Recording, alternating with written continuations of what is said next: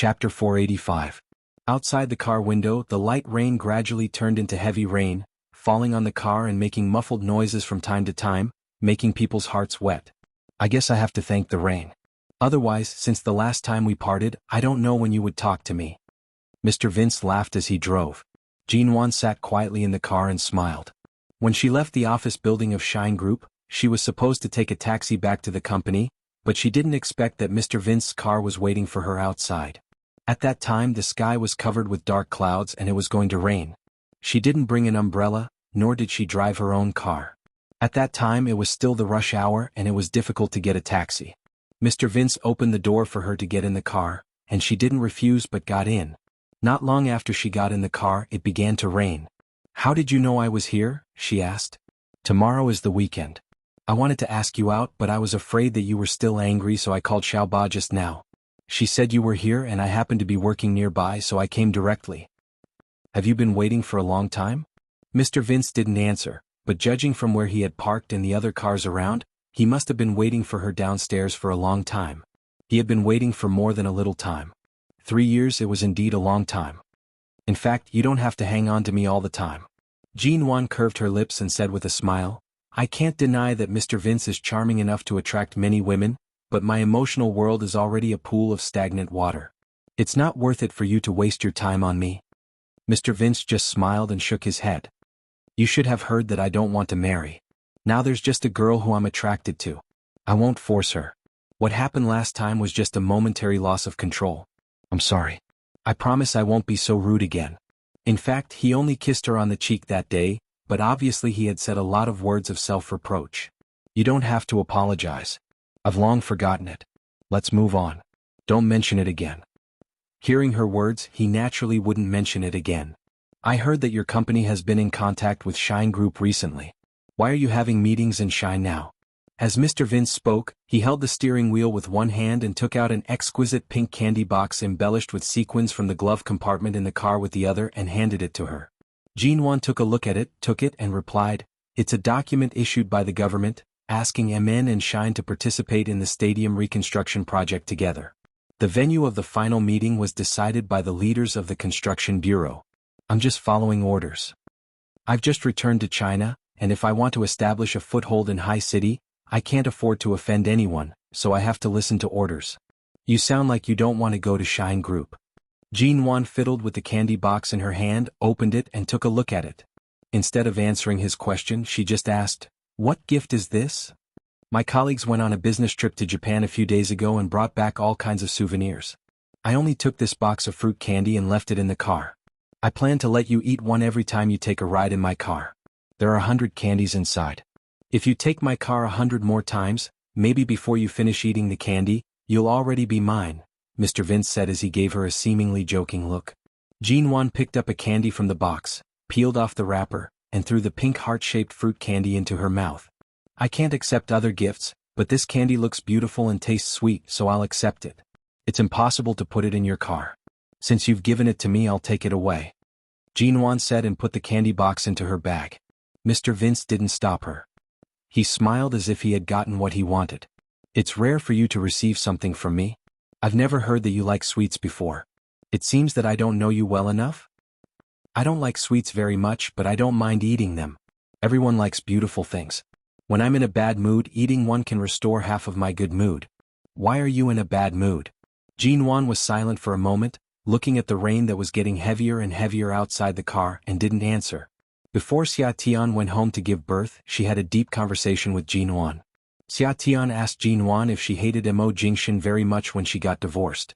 Otherwise, why would she leave him so decisively? If it weren't for the fact that Xia Tian was about to give birth, she wouldn't even have come back. Jinwan said that when she left him 3 years ago, she did hate him. True grief wasn't as heart-wrenching and suicidal as others thought. Instead, it was calmness. Even if one really had a heart-wrenching experience, one wouldn't scream it out. Once one was in so much pain that one would become numb to it. From then on, no matter how one walked down the road, they would always be alone. 3 years was enough for her heart to be strong enough, and it was enough for her to bear all the negative emotions with a calm appearance. She asked Xia Tian, "Have you ever heard of the saying, 'A smile forgets all enmity'? What Mo Jingxian had done 3 years ago was to remove her from their marriage and seal off all her once lively feelings step by step. The most ruthless and ruthless thing he had done was to take back all the happiness he had given her with his own hands. So, even if they met again 3 years later, she could smile at him and call him Xiao Mo. She could be strangers to him and they could even sit in the same meeting room to work. He was just a man in the business world that she could not afford to offend. He was not the person who once belonged to her. There were not so many rules in life. Everyone lived in this world, and living too extreme would lose the joy of living. So she didn't choose extreme rejection but chose to get along with him tactfully. But she still couldn't figure out why Mo Jingxian kept pressing on her after returning home. It couldn't be that she really didn't know Mo Jingxian at all. Did he just like to play cat and mouse? Even now, every time the man looked at her, his eyes seemed to have the words, "Take back the lost ground." Thinking of the scene where she was going to have a good sleep just now, she was overbearingly carried into the office by that man. He knew she was pretending to be asleep but didn't expose her. She had to keep a stiff sleeping posture awkwardly, and now she still felt sore all over. She always felt that she had brought this upon herself. Chapter 486.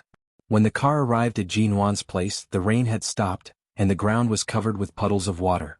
She would be covered in mud with just a few steps, and it was really inconvenient to go to the road, so Jin Wan simply found a small restaurant on the night market near the apartment and invited Mr. Vince for dinner. Although it was a very simple restaurant, the environment was clean, the ingredients were clean, and the taste was warm and simple. Xiaoba said before that you can cook and often make dinner at home. I wonder if I can have a chance to taste your cooking in the future? Mr. Vince looked at her gently. It was not the first time that he had eaten with Jin Wan, but every time he put down the tableware early and watched her eat attentively. Jin Wan held her forehead and sighed with a smile.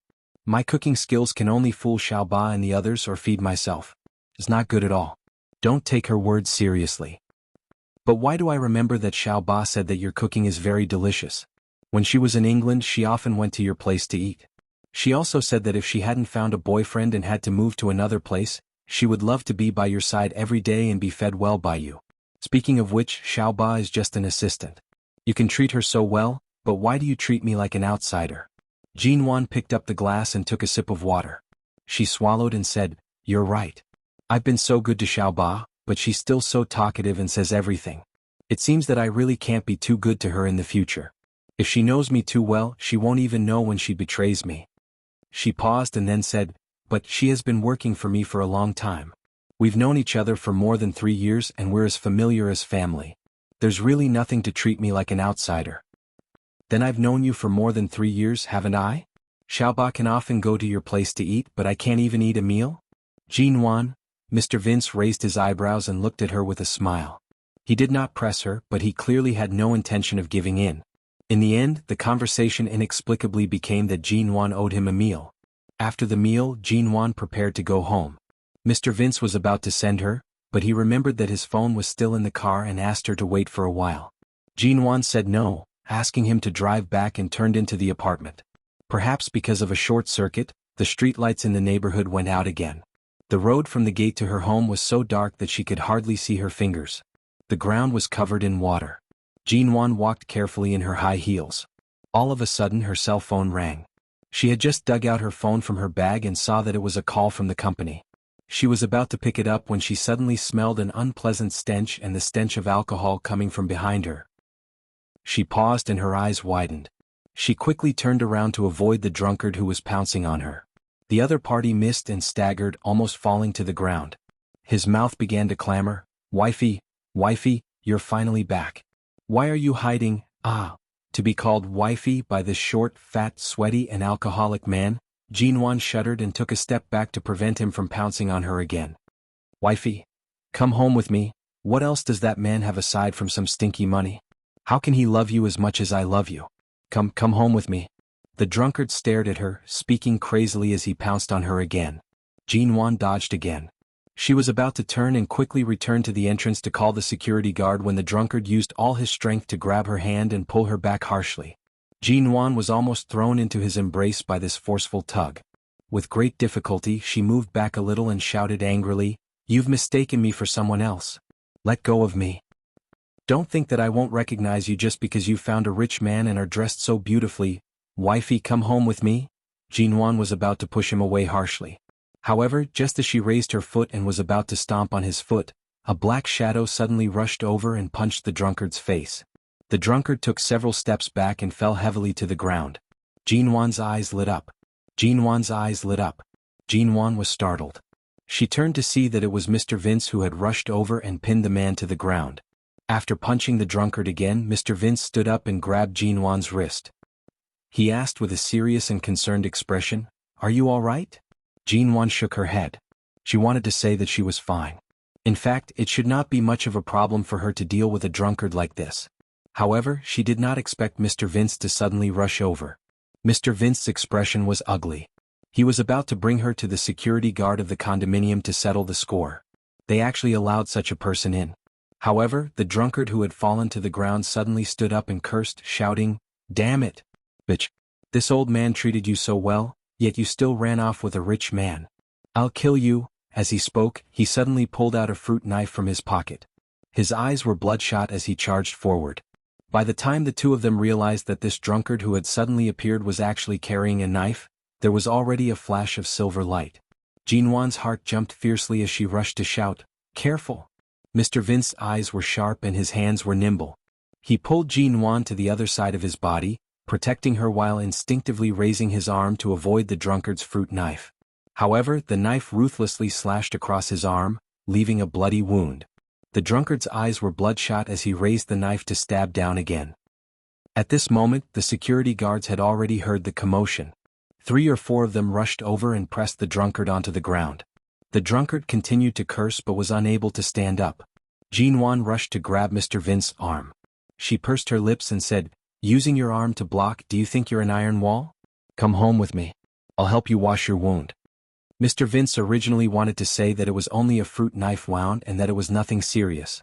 However, when he heard that Jinwan actually allowed him to go to her home, the words on the tip of his tongue turned into obediently nodding his head. "All right." In that instant, even if the security guards did not arrive in time, the 2 bodyguards hidden in the shadows would have rushed over. They did not expect Mr. Vince to actually turn back. On the other side, Mo Jingshan had yet to leave the office when he heard a low and apprehensive voice reporting from the phone. When Miss G just returned home, she met a crazy drunkard downstairs. Mr. Vince suffered some superficial injuries as a result. Right now, Miss G has already helped Mr. Vince back to her home. The man had yet to leave the office. His handsome face was hidden in the darkness of the rainy night. His fingers tightened around the phone. So, not only did Jinwan have dinner with that person tonight, she also brought that man who clearly had designs on her back to her place? Chapter 487.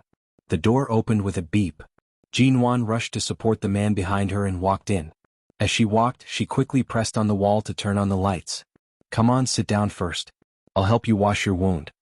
Mr. Vince entered the door and glanced at the place she lived in.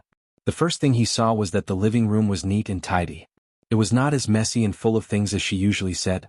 The apartment was more than 200 square meters, but the living room was large. The decoration was simple and not complicated. There was also the faint fragrance of a woman living alone in the air, making him feel inexplicably reluctant to leave as soon as he stepped in. "Sit there first. I'll go get the first aid kit." Jinwan pointed to the sofa. "It's nothing serious. The fruit knife's sharpness can't be that serious. It's just a scratch on the surface of my skin. If it were really that deep, I would have gone to the hospital by now." Mr. Vince glanced at the sofa. There were 2 blue and white pillows by the side like the color of the sky. The white fabric sofa was as clean as new. He sat down and looked up at the woman who was hurriedly looking for the first aid kit. Jinwan brought the first aid kit, opened it and rummaged through it for some simple medicine, gauze and band-aids. As she took them, she said, "Even if you don't go to the hospital, he used a lot of force with the fruit knife just now. It's not that deep, but it's definitely not shallow. Don't you know how much blood you lost in the elevator?" As she spoke, she turned around to fetch a basin of water and took out a new towel from the drawer. She sat beside him and rolled up the sleeves of his shirt that had a long cut. Then she carefully began to wipe the blood around the wound. Seeing Jinwan's gentle and serious movements, Mr. Vince stared at her face. He watched as the little woman carefully wiped the wound clean, wiped the wound again with white gauze dipped in alcohol, and then changed the gauze to clean the wound. When the alcohol fell on the wound, Jinwan was afraid that it would hurt too much, so she carefully blew it with her mouth and turned to ask him, "Does it hurt?" "Bear with it." Mr. Vince stared at her face. No. Seeing the man's eyes, Jean Wan shifted her gaze away and did not speak again. After cleaning the wound, she applied medicine and bandaged it several times with gauze. Finally, after the bandaging was done, she did not sit by his side for long and got up to organize the medicine box. Her movements were swift and capable. The 24-year-old Jean Wan was different from 3 years ago, but she did not give off the feeling of a young lady in her early 20s. She also had a special charm to her, and it was also her unique and indescribable charm. After tidying up everything, Jean Wan returned to the bedroom to search and finally came out empty-handed. Sorry, I don't have any clothes you can wear here. You can't change out of this shirt. Just roll up your sleeves and go back first. Mr. Vince lowered his eyes to look at the smooth bandage on his arm. I've never heard that you've studied medicine before. How did you manage to treat and bandage wounds so well? Being ill for a long time makes one a doctor. Over the years I've been in many situations, big and small. Some time ago I went to a birthday party and cut my arms and legs. I was often bandaged, but I learned it after a while. Jean Wan said as she lifted her legs, which were still in jeans.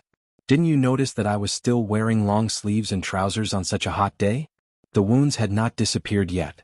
The red and black patches were too unsightly, so she simply covered them up. Mr. Vince looked at her clothes and saw that her white chiffon sleeves were stained with his blood, so he pointed at them. Sorry I dirtied your clothes. Jean Wan lowered her eyes to take a look and smiled indifferently. It's all right. If I can wash it, I'll wash it.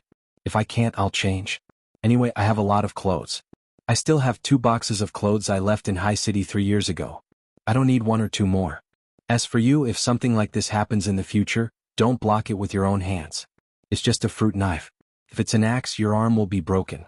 What if I have to take responsibility for you? I'm not crippled, but I did see blood. Mr. Vince said half jokingly, half seriously, can you take responsibility for me for a few more days with this small injury? In order to repay your kindness, I brought you home, disinfected and bandaged you. I've already repaid you. Don't expect me to take responsibility for you. Jean Wan looked at him with a shrewd smile. Don't expect me to take responsibility for you. Mr. Vince raised his eyebrows. This woman was really not easy to fool. He thought he could get some benefits from the injury, but in the blink of an eye, he owed her nothing.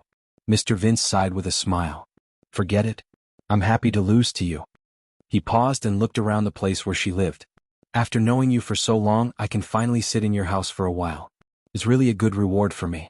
Let alone a fruit knife, even if you really want me to break my arm, I'll be happy. You're already in your 30s. Can you speak properly? Don't act like a teenager who doesn't know what's good for him. If you really break your arm, I won't take responsibility, so don't stand up for me in the future. I know some self-defense skills. That kind of drunken lunatic can't hurt me. Jean Wan twisted her wrist and fist. Didn't you see Fong Ling by my side when you were in England? She taught me some. I'm very good. At that time, I saw that man pull you and almost pull you into his arms. I rushed over in a moment of desperation and didn't let you show your skills. It seems that it's my fault? Mr. Vince raised his eyebrows. Jean Wan coughed. Forget it. It's all in the past. Since the injury is not serious and it's all bandaged now, how will you go back? You can't drive like this, right? Shall I send you? Or call your secretary to pick you up? Mr. Vince raised his hand and moved his arm. It's all right. I can drive back myself. Jean Wan didn't say more and tactfully asked him to leave. Neither of them were children. A grown man shouldn't stay in her house for too long. He certainly understood that. Chapter 488. Jean Wan had indeed planned to move when she first returned to the country, but she had been too busy. Tonight's incident had indeed given her a wake-up call. Firstly, this place was far from the company. Secondly, the property management and security were not good enough. Anyone could sneak into the neighborhood. At that time, the drunkard had made such a big commotion that the security guards took a long time to come over. Coupled with the blackout, this was indeed not a good place to live. I'll consider moving. There are many good places near the company. I'll take some time to choose one. You can keep your apartment. Why keep it? It's just left there. You might as well pick a place to live. How could Jean Wan not know that the so-called apartment was just bait for Mr. Vince? He had been waiting for her to take the bait. If she really moved into his apartment for convenience, it would be more convenient for him to go to her place in the future. For such an overly shrewd man, it was just like how he clearly could have avoided the knife in other ways, but he had still suffered such a stab. When a man really wanted a woman, his thoughts were actually deeper than those in those dramas and novels. We'll talk about this later. Mr. Vince, you should go. Jinwan smiled and asked him to leave again. Mr. Vince raised his eyebrows. I suddenly regret having dinner downstairs. Otherwise, I could have stayed for a while longer with the excuse of staying for dinner. Jinwan turned to the door with a smile, opened it and then turned to look at him. For my reputation and for your gentlemanly demeanor, Mr. Vince, please don't make things difficult for each other. I won't see you out. Mr. Vince was also a tactful person. Earlier, he had already stood up and did not sit down again. Seeing Jinwan's attitude, he walked to the door and turned to look at her. You said before that you'd treat me to dinner when you have time. Don't forget it. Jinwan nodded. Okay. Mr. Vince walked out of the door. As he waved at Jinwan, he looked at the lights in the corridor and the escalator on the side saying, Be careful. Move out as soon as possible. Jinwan raised her hand and made an okay gesture. When he entered the elevator, she waved her hand and closed the door. Seeing Mr. Vince leave Jinwan's apartment and drive away, the bodyguard picked up the phone again. Mr. Vince left Miss G's place at 8:50 p.m. Miss G didn't show up, so she probably didn't send him off. Mr. Vince's car has already left. Mo Jingshan's expression melted into the dark night. So that man went up and sat for an entire 20 minutes? He glanced at the curtain of rain and then at the direction of Jinwan's apartment. His gaze was cold as he said coldly, Within a week, get her to move out of this apartment. The bodyguard was surprised, but he didn't dare to ask more. Well, this apartment is very old and not very safe, but where should Miss G move to? Mo Jingshan's voice was calm. Yuehu Bay. The bodyguard was even more shocked. Yuehu Bay on the west side of the city was the only high-end residential area there. Although it wasn't built by Shine Group, when Yuehu Bay was first built, the company had specially gifted Mo Jingshan an apartment of several hundred square meters in the middle of Yuehu Bay. They had also gifted several smaller apartments below that apartment. The one with the best feng shui and scenery in the middle of Yuehu Bay was gifted to Mo Jingshan. Almost all of the good floors were given to Mo Jingshan, and they had all been luxuriously renovated. This showed their sincerity.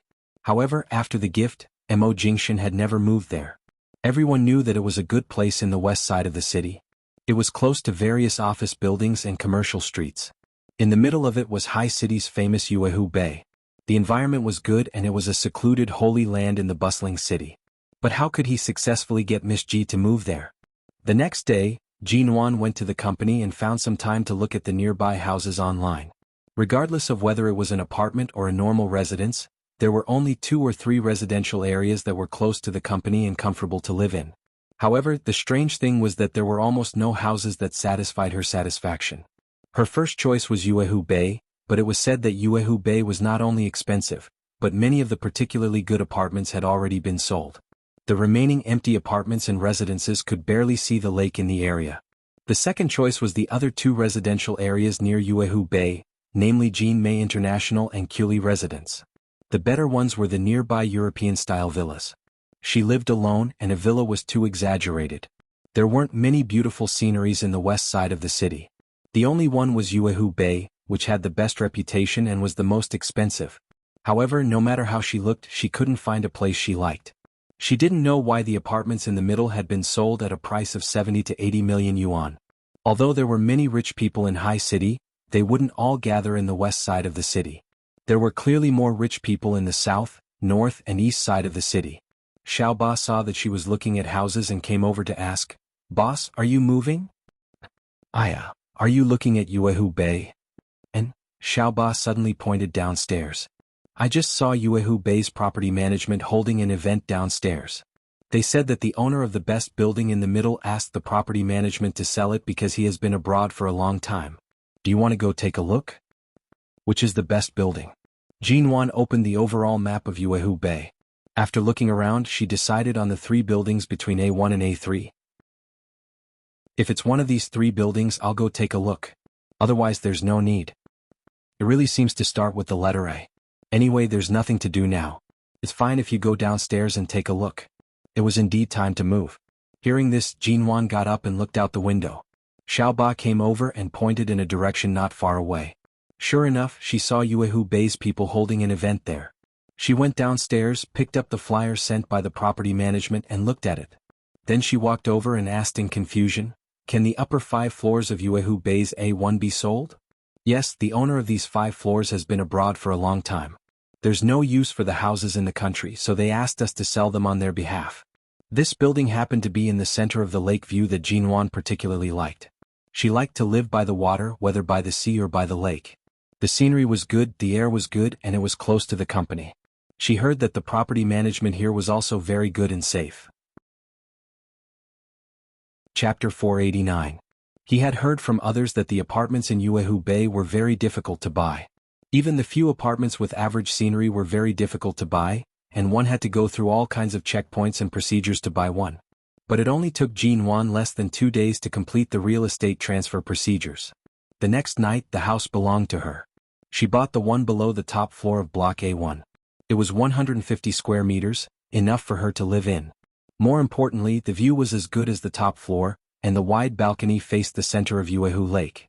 Jinwan waited until the weekend to hire a moving company to help her move. Xiaoba and several of her colleagues also came to help her pack up. Mr. Vince had been abroad on a business trip for 2 days and had not returned. When Jinwan's apartment was moved, Mr. Vince finally returned. There was nothing he could do to help. It's actually Yuehu Bay?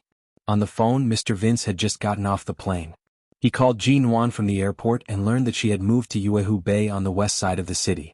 On the one hand, he was very confident about the security there, and on the other hand he was depressed that he did not buy the apartment in Yuehu Bay. He had bought almost all of the apartments and residential buildings around the MN Group except for the one in Yuehu Bay. When he wanted to buy it, he learned that several of the best apartments in the center of the lake had been sold. He knew that with Jinwan's character, she would definitely choose the best location with the best view of the lake. She would not choose any other location, so he gave up on Yuehu Bay, a place with good feng shui. He did not expect that she would move there. Yes, I've moved here. That's right, I've already moved here. The place I used to live in is already empty. The property management and security here are not bad, much better than the place I used to live in. As expected, all of you were right to advise me to move. Thankfully I've moved here. Otherwise, who knows what else would have happened in that small district. I often work overtime now, and there are quite a number of people stalking my company at night. It's indeed quite dangerous if I don't move to a safer district. Jinwan was currently in her new home.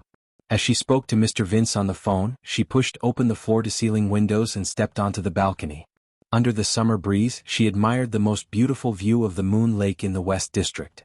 Her lips curved into a smile. This scenery is really good. Mr. Vince sighed with a smile. He couldn't tell if it was fate or if she was deliberately avoiding him. He had thought that she would live near the company, but in the end, she chose Yuehu Bay. The scenery there is really good, and it's also a treasure land in the western part of the city. It's good that you live comfortably there. After chatting for a while, Jinwan hung up the phone because she had to go back to the company. After hanging up the phone, Mr. Vince's expression darkened.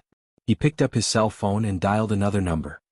Give me the phone numbers of the property manager of Yuehu Bay and the property manager in the western part of the city. Before calling Jinwan, he had heard that the owner of the 5 floors above Yuehu Bay's A1 had resold the property. It had not even been a week, and there were likely other floors in that building that had not been sold yet. It would be good to take this opportunity to buy the floor closest to Jinwan. In the end, as the general manager of BGY Group, he called the person in charge there, but the answer he received was not accurate. They only said that the owner had gone abroad in the past few days and could not be contacted. Only the floor that Miss G had bought had the owner's consent. There were other people who had inquired about the other floors, but the owner had not replied in the past few days. They could resell it, but they could not make the final decision on their own. They still had to wait for the owner of those floors to personally agree. Mr. Vince asked for the contact information of the owner, but the other party said that they could not give it to him. Not to mention Mr. Vince's status in High City, even BGY Group was one of the top property companies in the country. It was rare for a property company to not give him face. They were so secretive when they wanted to contact the owner and did not even dare to mention a word about it. He called other people, but the answer he received was the same. The identity of the owner of the 5 floors in Yuehu Bay could not be casually revealed. All 5 floors were under the same owner's name. Jinwan lived on the second to last floor, which was equivalent to being surrounded by those floors. Jinwan was usually really guarded. Why did she directly buy the apartment without even investigating who the owner was? Mr. Vince rushed all the way from the airport to the city with an ugly expression. It took him 2 days to barely find the email address of the mysterious owner. According to the property manager of Yuehu Bay, If they wanted to sell those apartments, they had to send an application to the owner's email address. They only needed to receive the other party's approval or call back. However, for the past few days the email address had been very quiet. The owner was most likely too busy and did not have the time to care about these apartments. "I'm sorry, Mr. Vince. We're only reselling the apartment. Miss G bought it on the first day. It's likely that the owner hasn't left the country yet," so he replied very quickly and agreed. However, the owner hasn't replied yet. "There's really nothing we can do." Mr. Vince took the email address given to him by the property manager and returned home to personally fill in the application. He explained the entire process in the email and then sent the information that would allow him to purchase the apartment in full. That night, the mysterious owner finally received a reply from his email address. BGY Vince. "Hello, I personally applied to purchase the apartment in Wuxia Bay, Block A1 under your name. All the letters and information have been sent. I can purchase the apartment in full in one go. I can increase the price as appropriate. Please agree." Mysterious owner, disagree. BGY Vince. "Hello, I'm purchasing the apartment in Wuxia Bay under your name in the name of High Cities BGY Group. All the letters and information have been sent. I can purchase the remaining 4 floors. The price is negotiable. Please agree." Mysterious owner, disagree. BGY Vince. "The price is negotiable. You can state the price you want. You'll be leaving the country for a long time. There's no need for you to keep the apartment in High City. Since you've already sold one, why don't you sell the remaining floors to our company or purchase them under my name?" The mysterious owner did not reply. BGY Vince. "I'll double the price." Mysterious owner, disagree. At this moment, the night breeze was gentle. Jean Wan sat on the balcony of her new home, leisurely drinking the lemonade she made herself and looking at the lake scenery at night. She was completely unaware that 2 men had started an email war because of her new home. Chapter 490. A1 was a 16-story building, and the top 5 stories belonged to the mysterious owner. After Jean Wan moved here because this place was close to the company, she didn't have to drive to the company to avoid traffic jams. Every day she had 40 to 50 minutes to run and exercise. On the first day she ran into a neighbor. After chatting casually for a while, she learned that she had just moved here. The neighbor immediately greeted her warmly and asked her all kinds of questions. "Then do you know who owns the top 5 stories? I don't think I've seen them before. They're really mysterious. The prices of the top 5 stories are not low. They add up to hundreds of millions of yuan. I wonder what kind of owner can buy the best floors in Wuxia Bay. Any house on those floors is 2 or 3 times more expensive than the ones below. He owns all 5 floors but he doesn't want to move in. Previously when we asked around, we heard that he's a private owner and not bought by a real estate company. That's why I'm even more curious." "I'm not sure. It's a real estate agent. Anyway, the other party has all the necessary paperwork, and the house is brand new. It's close to where I work so I bought it." I thought you would know. I thought you must have met the mysterious owner before buying this house, but you haven't even seen him?" Jean Wan curved her lips. "I haven't. Didn't you say that he has left the country? He probably won't be back for a long time. Then your house must be expensive, right? I saw that you bought a house on the 15th floor with the best view of the lake. The balcony faces the Moon Lake. Alright, I heard that the one on the top floor is more than 400 square meters. It has a balcony on all 4 sides and a 360-degree view of the scenery is on that floor. Since the other party is willing to sell it, why didn't you buy the top floor?" The neighbor was warm but she was too warm and asked too many questions. Jean Wan did not answer them. She only smiled. "The house is too big and seems too empty." After saying that, she took the towel from behind her neck and wiped off the thin layer of sweat that had formed from running. She smiled politely and ran away, no longer chatting idly. After running, she went upstairs to take a shower and got ready for work. When she took the elevator, she looked at the numbers on the top 5 floors and recalled how quickly and smoothly she bought this house on impulse. She just didn't have time and was in a hurry to buy a suitable one. She didn't have time to pick and choose a house. Anyway, the owner hadn't been here for a long time. Everything about the house met her satisfaction, so she bought it happily. However, she didn't expect the owner to be so mysterious. Even the neighbors who had lived here for a year or 2 didn't know who he was. Speaking of which, the price of these floors was really not low. Hundreds of millions of yuan of real estate was directly thrown here, so this house was either bought by the construction company as a gift or casually thrown here by a particularly rich man who was not in a hurry to live in it.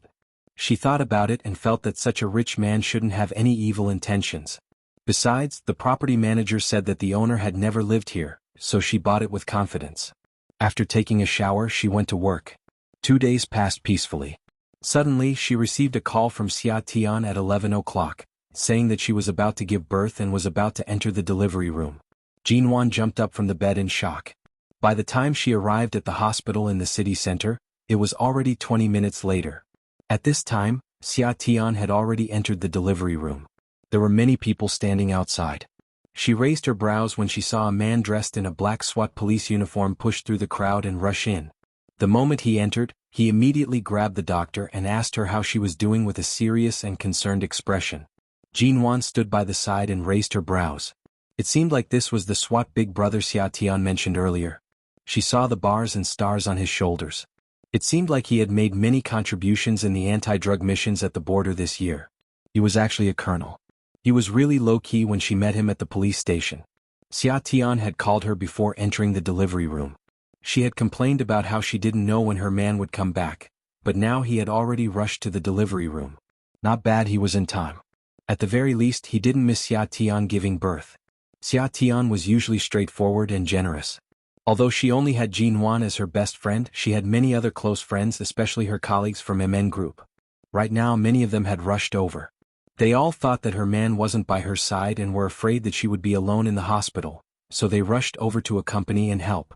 In the end, there were so many people that the outside of the delivery room was almost filled. Jinwan retreated a little. She would wait until the child was born. The hospital in the city center was where Qin Siding worked. After hearing the news, Qin Siding came to take a look at the floor of the delivery room. Jinwan had just retreated to the middle of the corridor when Qin Siding arrived. The air conditioning in the corridor was slightly cold. He wore a thin windbreaker and a white coat. He had just finished a surgery and rushed over. Jinwan? Qin Siding immediately saw Jinwan, who was standing outside the crowd. Dr. Qin. Jinwan saw Qin Siding, whom she had not seen for many years, and smiled at him. This is the delivery room. Why are you here? Miss Xia is your friend. In the past few years, she has often come to the hospital and can be considered a very close friend of mine. I heard that she is about to give birth, so I came to take a look. Qin Siding placed one hand in the pocket of his white coat. Seeing that there were too many people in the delivery room, he did not approach. He only looked at Jinwan.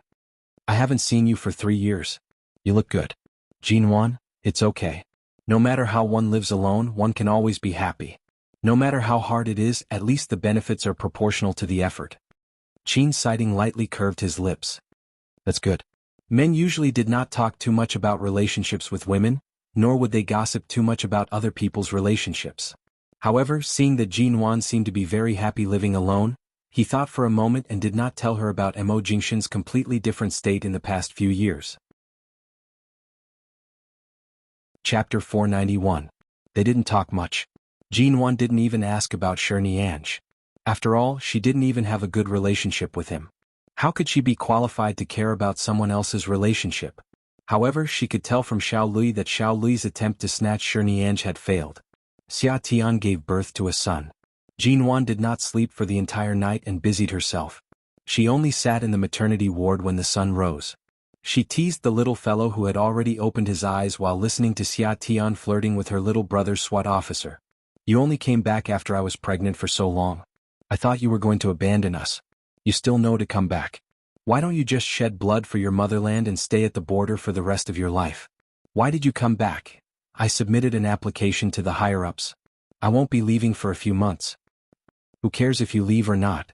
Xia Tian rolled her eyes and then turned to look at the little baby on the small bed not far away. She said with disdain, "Who does this child look like? Why is he so wrinkled and ugly?" The nurse who had just walked in chuckled. Newborn babies are all like this. You'll know who he looks like in a few days. This child's father is tall and handsome, and his mother is beautiful. He's definitely a good-looking baby. Hearing this, Xia Tian happily pulled back her attention to glare at her little brother. Jinwan saw that the little baby only opened his eyes for a while before falling asleep again, so she didn't continue to be a third wheel. She got up and was about to go out. Hey, where are you going? Xia Tian asked. Jinwan glanced at her. Absence makes the heart grow fonder. You've just gotten your marriage certificate and have been separated for several months. If I don't go, Am I supposed to sit here and eat your dog food? Xia Tian immediately winked at her. Didn't you and Mo Jingshan feed me enough dog food?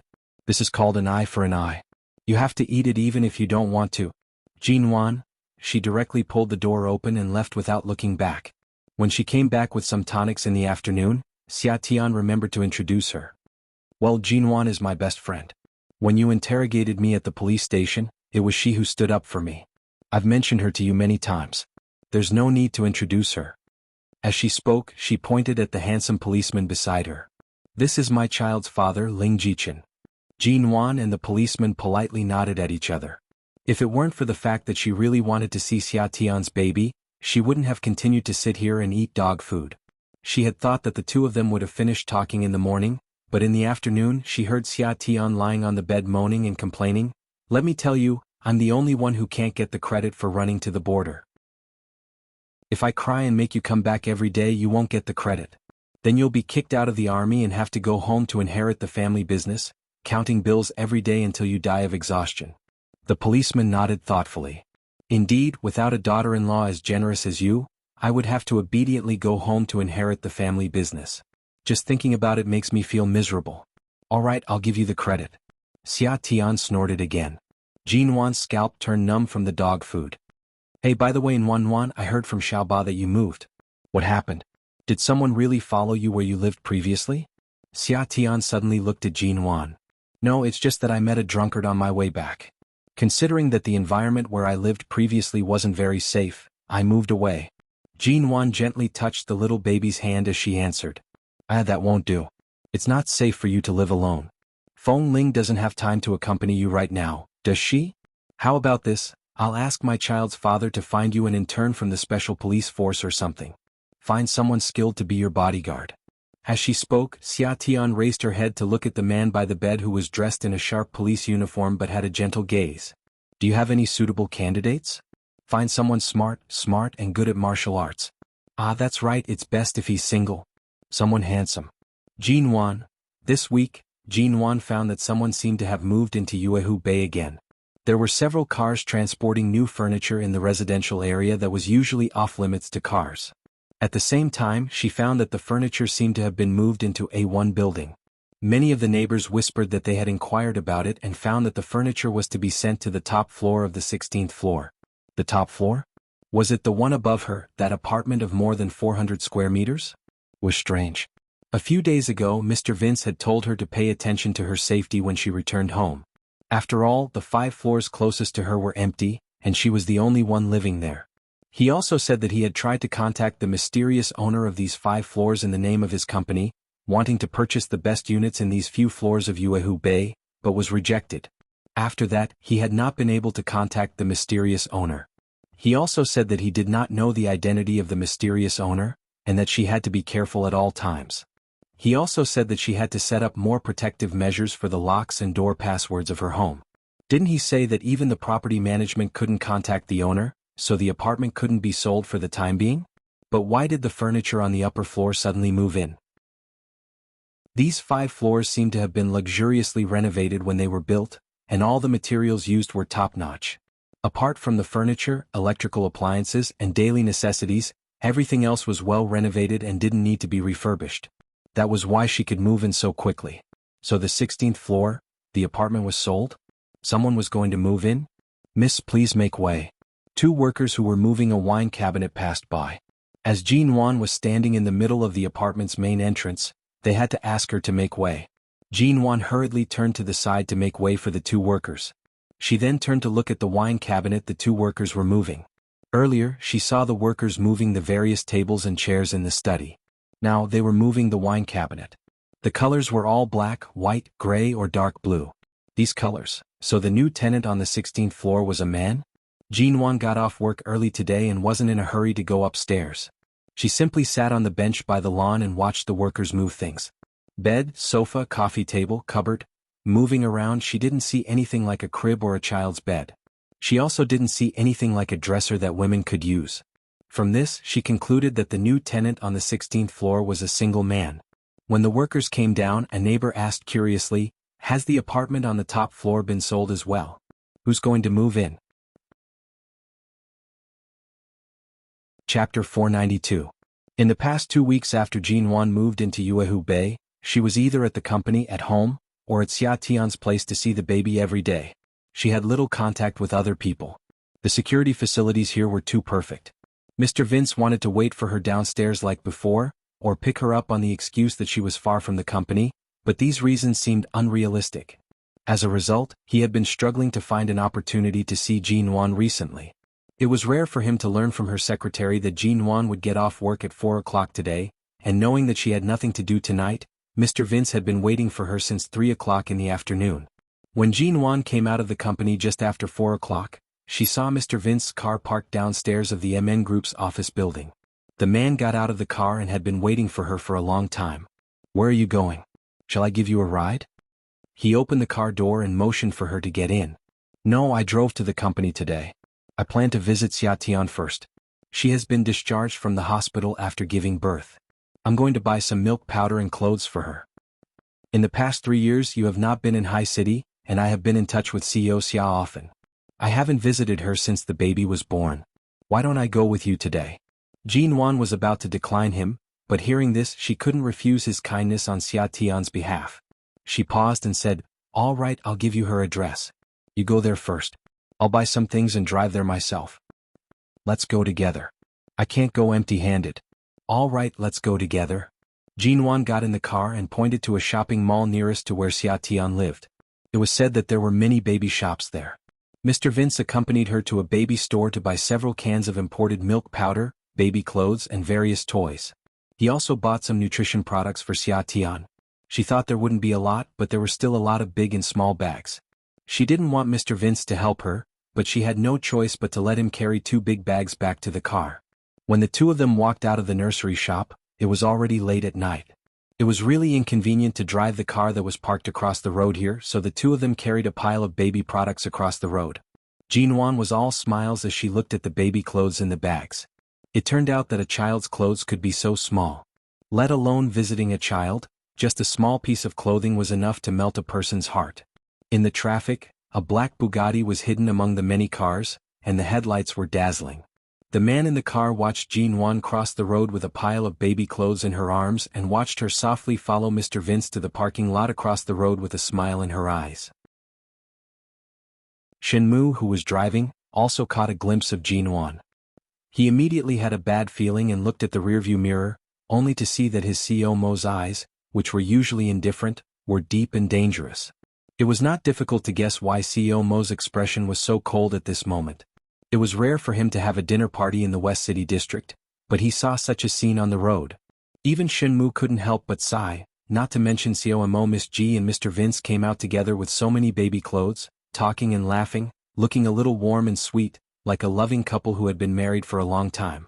After all, they had been divorced for more than 3 years. If Jinwan and Mr. Vince really had feelings for each other, it was not completely unreasonable. After all, Mr. Vince had never hidden his pursuit of Jinwan, and because of BGY Group, Mr. Vince's status in High City was not weak. Among Jinwan's many pursuers, his appearance and identity were barely acceptable. His aura would not be easily suppressed by Jinwan's limelight and momentum, and his patience was definitely the best. Most of the other pursuers were given the cold shoulder by Jinwan and gave up. Only this one person persisted just like before. Mr. Vince sent Jinwan downstairs to Xia Tian's home, but remembering that Xia Tian was still in confinement, and according to the old people, men were not allowed to visit her at will, Mr. Vince only sent her here, helped her carry all the things into the elevator, and didn't go in again. Jinwan went to visit Xia Tian, but because the child was sleeping, she didn't want to disturb the child, so she left in less than half an hour. When she came out, she saw Mr. Vince was still waiting for her in the car, so she naturally took his car back to Yuehu Bay. When she arrived at Yuehu Bay, Jinwan suddenly received a phone call. She picked up the phone, nodded politely to Mr. Vince, and hurriedly got out of the car. Without saying a word, she walked into the community of Yuehu Bay while talking on the phone. Mr. Vince looked outside for a while, then glanced at the other houses in Yuehu Bay that were further away from the lake view.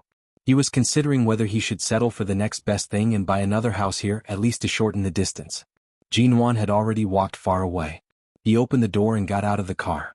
Before he called the person in charge of the real estate here, he suddenly saw a luxurious but low-key black Bugatti parked beside him, just separating him from the main gate of Yuehu Bay. The door of the driver's seat opened and Shinmu got out of the car. As soon as his eyes met Mr. Vince's expression changed slightly. There was no need for him to say anything more. Based on the fact that BGY, a real estate company, and his private investigation skills were unable to identify the owner of the property, he was certain that the other party must have an extraordinary background. He had even suspected that this had something to do with Mo Jingshan.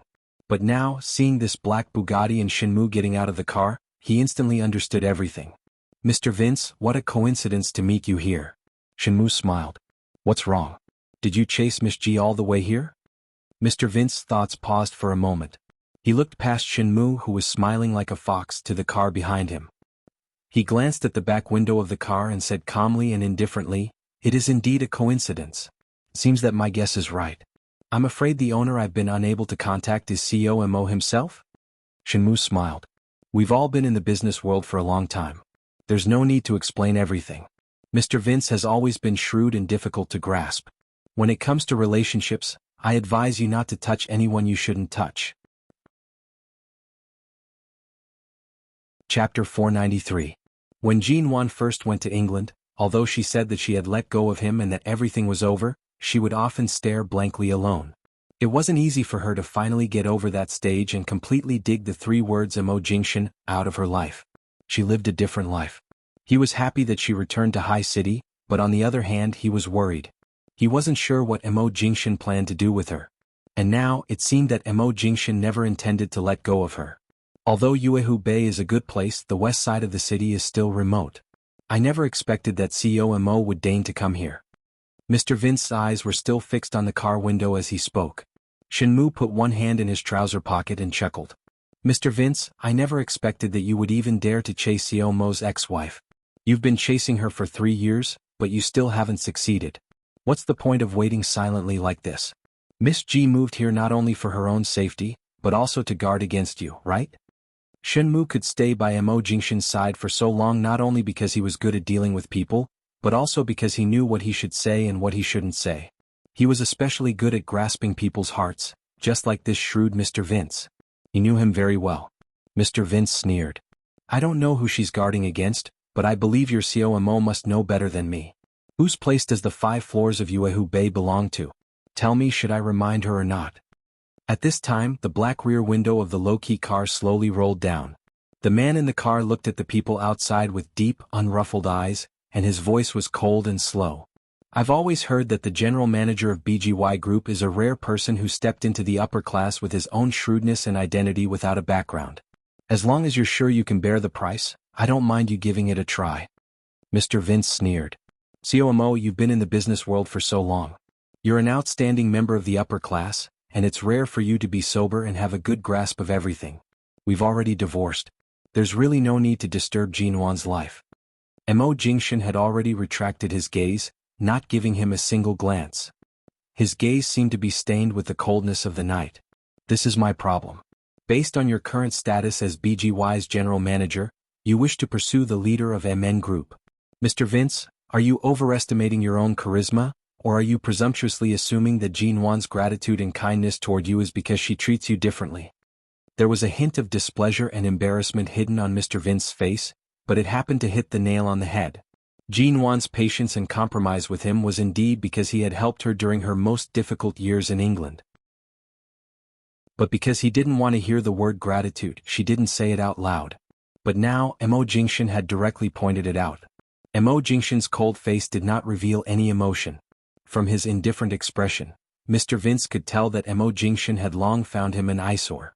As long as he wanted to make a move, it would be impossible for him to continue standing in Sea City. Perhaps it was because he had helped Jean Wan before that Mo Jingshan had never touched him. The car window closed once more, blocking off the 2 men's gazes. Shinmu was still smiling at him. At this moment, he had already stood by the side smoking a cigarette. Before entering the car, he handed another cigarette to Mr. Vince, smiling as he asked if he smoked. Mr. Vince did not take it, so Shinmu casually tossed the cigarette onto the ground. He smiled mildly and said, "Mr. Vince, you're on your best behavior. Things that don't belong to you don't even mention 3 years. Even after 30 years, I'm afraid it still won't be yours. Why do you have to ruin your future for someone who has never belonged to you?" After speaking, Shenmu entered the car. The noble and cold man in the car did not lower the car window again. The luxurious yet low-profile black Bugatti drove past them. Mr. Vince's cold aura slowly retracted. In the end, his hands that hung by his sides slowly clenched into fists. He was clearly a successful person in his career. He was proud and conceited. But at this moment he felt somewhat defeated. Jin Wan's heart was really hard to conquer. 3 years had not even melted the tip of the iceberg. His mouth was his. Now, as long as he picked up his cell phone and called her, based on Jin Wan's attitude toward Mo Jingshan, she would definitely leave Yuehu Bay immediately and never take another step forward. But could he say this? It was all up to him. Recently, Jin Wan had gone on a business trip and stayed in Canada for another half a month before returning. As soon as she returned, she had been busy with the construction project of High City Stadium. She worked overtime, read plans, and went to the construction site for inspection. As long as she could, she would take a look at every process. It was already the end of August and she had been back from England for more than 2 months, almost 3 months. This time, the meeting with the construction bureau was still held in Shine Group, but today most of the participants in the meeting were other members of Shine Group. Mo Jingshan was not there, so the meeting was not affected. She just needed to ask the people of Shine Group to inform the higher-ups. That night, after the meeting, Jin Wan dragged her tired body back to rest. After all, she had been so busy for the past half a month that she fell asleep as soon as she hit the bed. Now she just wanted to go back, take a shower, and sleep as soon as possible. However, when she walked out of Shine Group, she suddenly saw Shenmu park the black Bugatti outside and motioned for Jin Wan to get in the car. Why did he want her to get in the car? Jin Wan glanced at Shenmu in confusion. Shenmu did not explain and only signaled for her to hurry up. The spot where he parked was not a normal parking spot, and there were cars passing by. If he kept parking here, it would affect other people's driving. Jin Wan thought Shenmu had something to say to her, so she walked over. When she approached, Shenmu looked back and motioned for her to sit in the back. She opened the car door in confusion and saw Mo Jingshan sitting in the back. Jin Wan? She wondered why Shenmu was so mysterious, but it turned out that he just wanted her to get in the car. Jin Wan pursed her lips and did not speak. Hearing the car behind her honking and telling them not to block the road, she got in the car. In the car, Mo Jingshan only glanced at her and tilted his head back. He raised his hand and casually tugged at the collar of his shirt. He must have had a dinner party and drank some wine. Right now, the alcohol was kicking in, and he was feeling a little uncomfortable sitting in the car for a long time. Shenmu started the car. Before Jin Wan could say whether she was going home or back to the company, Mo Jingshan opened his eyes and turned to look at her, wanting to see if she was looking at the scenery. However, from the corner of his eye, he saw that she was almost leaning against the door. The space in the back seat was not small, but she had forcibly widened the distance between them by about 1.5 meters. Chapter 494. The sky gradually darkened, and it was very dark inside the car. Shenmu's car drove very steadily, and it was as though he was purposely pretending he did not exist. He did not make a single sound, and at this moment, the car was so quiet that even Mo Jingshan's slightly drunk breathing could be heard clearly. You're almost pressed against the car door. If the door could be opened right now, would you even be able to jump out of the car? Mo Jingshan's tone was neither salty nor mild as he spoke. Due to the heavy atmosphere in the car, he casually unbuttoned one of the buttons on his collar. The man's collarbone that was usually meticulously buttoned was sexy and alluring. Coupled with the man's slightly low and hoarse voice, it caused one's heart to instinctively jump upon hearing it. Jin Wan did not look at him and shifted her gaze away. There's indeed no need for me to sit in this car. Earlier, if it wasn't because the car was blocking the road and I was too embarrassed to dawdle there and affect the passing of others, I wouldn't have come up. The man whom she had forcefully pulled away from her by 1.5 meters turned to look at her. His distant and heavy gaze landed on her face. I'm just sending you home. It's not like I'll eat you up. Why did his words sound as though she was the heartless and ungrateful one who did not understand good intentions? Good person? Mo Jingshan? Did he count? Jin Wan was expressionless as she looked out the window. She maintained her posture of leaning against the door and did not wish to approach him at all. All of a sudden, the car arrived at an intersection ahead. A speeding ambulance sped over from the other side of the road. Shenmu rushed to step on the emergency brake. Jin Wan was only sitting on the seat closest to the side. Not only was she not wearing her seatbelt, but she was also unstable. In an instant, the inertia and force of the emergency brake sent her entire body forward. Her head knocked against the nearest window, and her elbow knocked against the door. The pain caused her to softly cry out in pain, but she held it in and did not make another sound. She only raised her hand to press against her slightly aching forehead. Shenmu looked at Jinwan through the rearview mirror and said apologetically, "I'm sorry. Earlier an ambulance suddenly sped over. It was probably rushing to the hospital to save someone's life. I had no choice but to suddenly brake. Miss Ji, are you all right?" Jinwan shook her head and did not speak. She just raised her hand and waved twice, indicating that she was fine, and then continued to lean against the car door. However, less than 5 minutes later, the car passed another traffic light intersection and suddenly made a sharp turn in the middle of the intersection. Before she could react, she was thrown away from the car door. Before she realized what was going on, she fell sideways toward Mo Jingshan. She had just realized this and was about to dodge, but she couldn't bear the inertia of the sudden turn. She couldn't control her body at all and instantly fell sideways on the man's lap. Her head also hit hard against his lower abdomen uncontrollably. The area below her head was currently pressed against Jinwan. She didn't have the time to ask Shenmu why he suddenly made a sharp turn, nor was she in a rush to ask why he was driving the car as though it was drifting in the city. Jinwan quickly sat up and moved away from the man's lap. She then raised her hand to push back the messy hair on his lap and sat stiffly in her seat. Mo Jingshan's gaze was deep as he looked at the woman beside him who had an awkward expression but was unwilling to speak. After she had tidied up her hair, he saw that it was only shoulder length. Just as Jinwan was about to continue leaning against the door, he abruptly raised his hand to hold her wrist and pulled her back. Jinwan almost fell into his embrace again. She rushed to steady herself and leaned against the door. At the same time, she stared in shock at the man beside her with his deep gaze. "What are you doing?" As she spoke, she subconsciously wanted to move to the side. However, her arm was instantly held tightly by him. "I'm sorry. Earlier on, I forgot to turn at that intersection and almost drove over. Thankfully, I made the turn in time." Shenmu, who was in the driver's seat, did not turn back or look at the rearview mirror.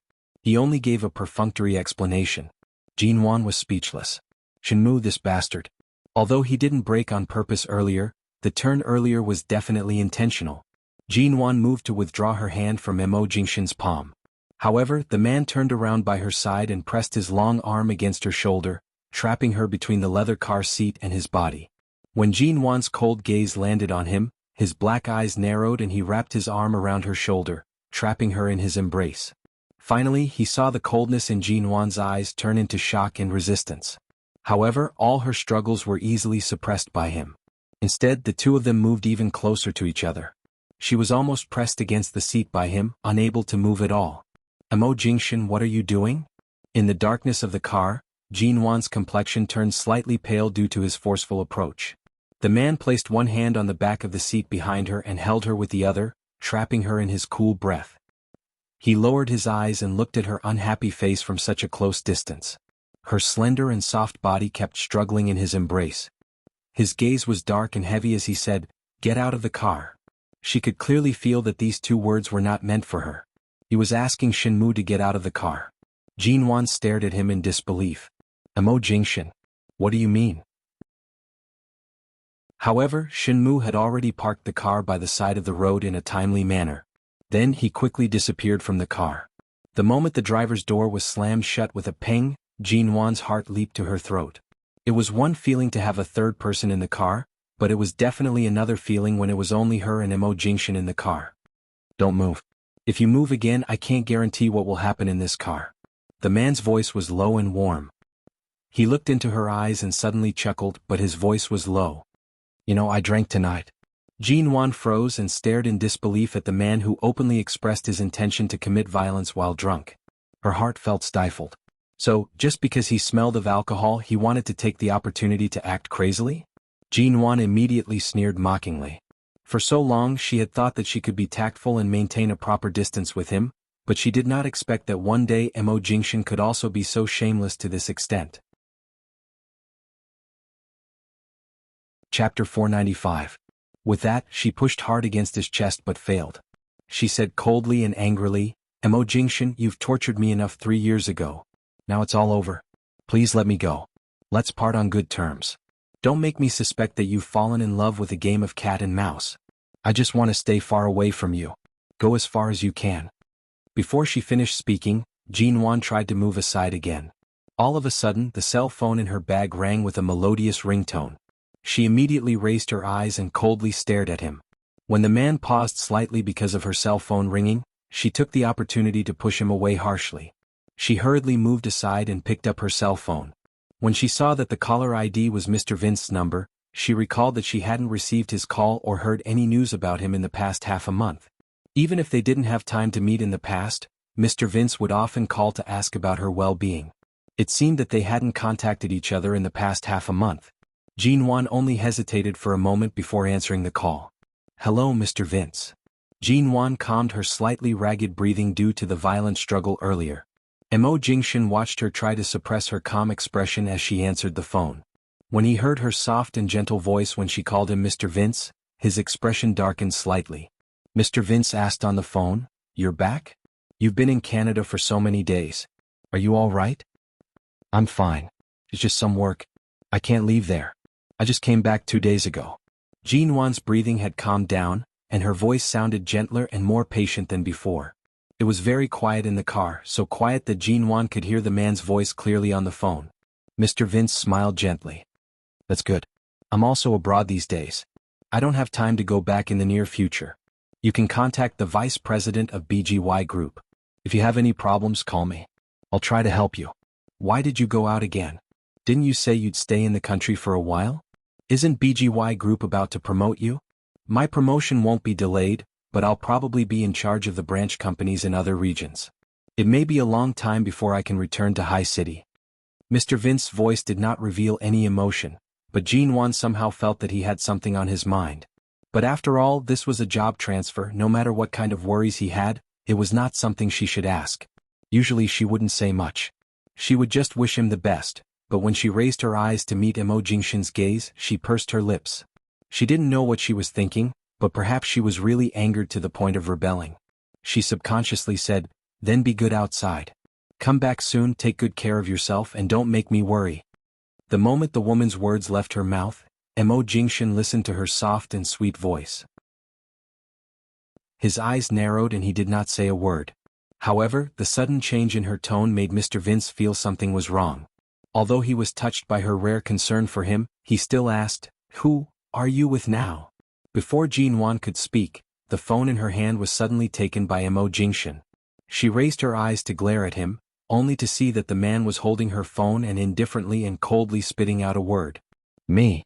With that, without waiting for the other party's response, he hung up and tossed the phone onto the seat by her side. Jinwan forcibly swallowed back the curses on the tip of her tongue. She gritted her teeth to resist the urge to scold him, picked up the phone angrily and put it back into her bag. She turned to see that the car was parked in a parking space at an intersection. She immediately reached out to open the car door, only to find that it was locked. The same thing again. Even Shinmu had learned this trick. He had already gotten out of the car, so why did he still lock the car door? Jinwan knitted her brows. She found that she was actually a little afraid of staying with Mo Jingshan like this, especially in such an enclosed space where his scent was everywhere. Seeing that she sat stiffly by the car door, the man suddenly leaned over. Jinwan immediately leaned back against the car door and stared at him with an ugly expression. "Mo Jingshan, you didn't drink much at all. Don't act recklessly just because you're tipsy. Although I don't know what your purpose is, I know that you're very sober." Mo Jingshan was unmoved. He just leaned close to her, their breaths entwined, but he did not restrain her. But in fact it was the same whether he held her down or not, because she could not get out of the car. His eyes were deep and heavy, but hers were cold and full of resistance. "Remove Vince from your relationships. If I see you have any contact with him again, he can forget about taking a step into High City in this life." The man coldly spat out these words and then released her under Jinwan's stunned gaze. It was clear that his headache these days was real. He sat back in his seat, pressed his slender fingers between his brows, and did not say another word.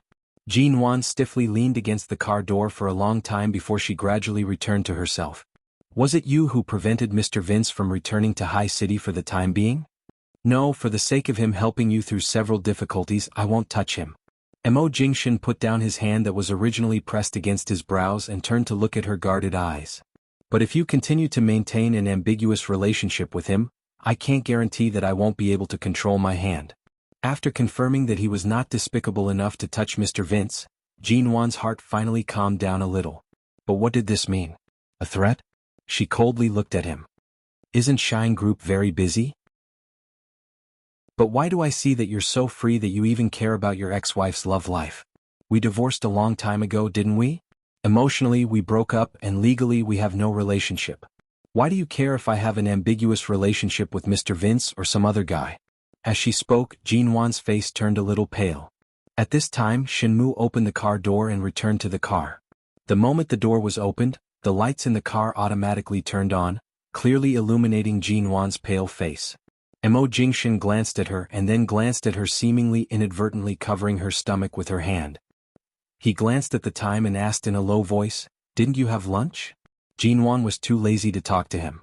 Seeing that she had been discovered, she no longer hid. She covered her stomach with her hand and gently rubbed it, not speaking or responding to his words. Chapter 496. Jinwan didn't particularly like Western food. She liked Chinese restaurants or home-cooked meals, which was her habit. Knowing what Mo Jingshin meant, she looked out of the window expressionlessly. "No thank you, Mo. I can go home and cook some noodles. You don't have to spend so much money on me." She paused and then said, "Of course, it doesn't seem necessary for me to treat you to dinner, so please let me get out of the car and let me go home by myself." She changed the way she addressed him to Mo again. Shinmu pretended not to hear anything. The car had almost reached a good restaurant nearby, and he slowed down the car. Jinwan's attitude didn't soften at all. She was even colder than when she got in the car. Mo Jingshin didn't seem to want to force her. He said indifferently, "Send her back." "Okay." Shinmu continued to speed up the car. As he drove the car in the direction of where Jinwan used to live, he deliberately asked, "Miss Ji, are you still living in the previous apartment? I'll just take you there, right?" Jinwan paused. "No, I moved. Now I live close to the company in the West City." Shinmu immediately turned the car around in time and drove in the direction of the West City. As he drove, he said, "Oh, fortunately I asked. Otherwise I would have gone in the wrong direction. Where do you live in the West City now?"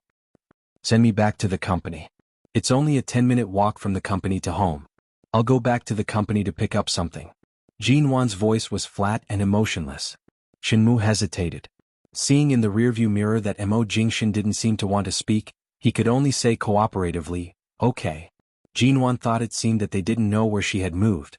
So, the reason why Mo Jingshin knew where she lived was because he already knew it 3 years ago? Previously in Yuehu Bay, people often asked about the mysterious owner. Because the mysterious owner seemed to have an unusual identity, she once suspected that he might have something to do with Mo Jingshin. Although she didn't know why she had that suspicion when she saw the various kinds of furniture moved in by the workers, she felt that the style was very similar to that of Aolan International. But now that she thought about it, maybe it was just a coincidence. That kind of simple and elegant black and white decoration and the style of the furniture should be the style that many modern men liked. She was probably thinking too much. Now that she saw that Shinmu seemed to be completely unaware of her new residence, she must have been overthinking.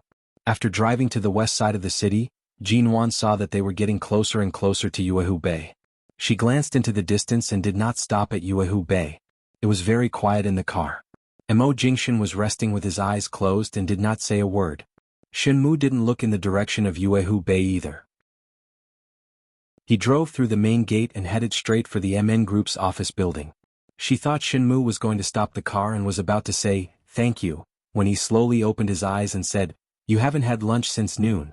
No matter how busy you are, you don't have to make things difficult for your stomach. Get out of the car and go eat something." Shinmu was about to stop the car when he opened his eyes and said in a low voice, "You haven't eaten anything since noon." There were some cafes and restaurants around the plaza in front of the office building, as well as some other restaurants. Jinwan said coldly without raising her eyes, "No need. I'm not hungry." Mo Jingshin's handsome features were still indifferent, as if what she saw was just an illusion. His voice was cold and low. "You're not hungry? Then eat with me." Jinwan turned to glare at him. "Mo, I think you're really drunk. I'm not hungry. I don't want to eat.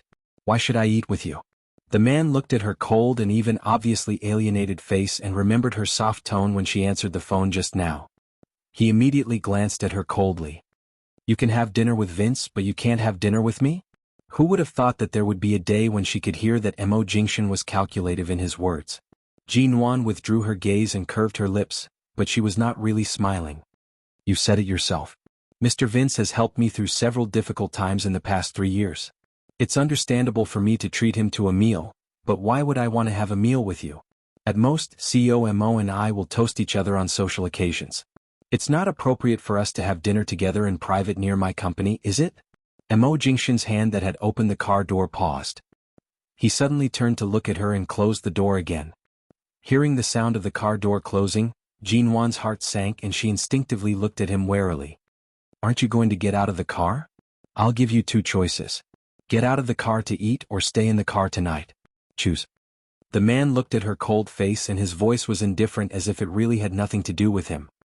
After all, I'm not the one who's hungry and has a stomachache, en?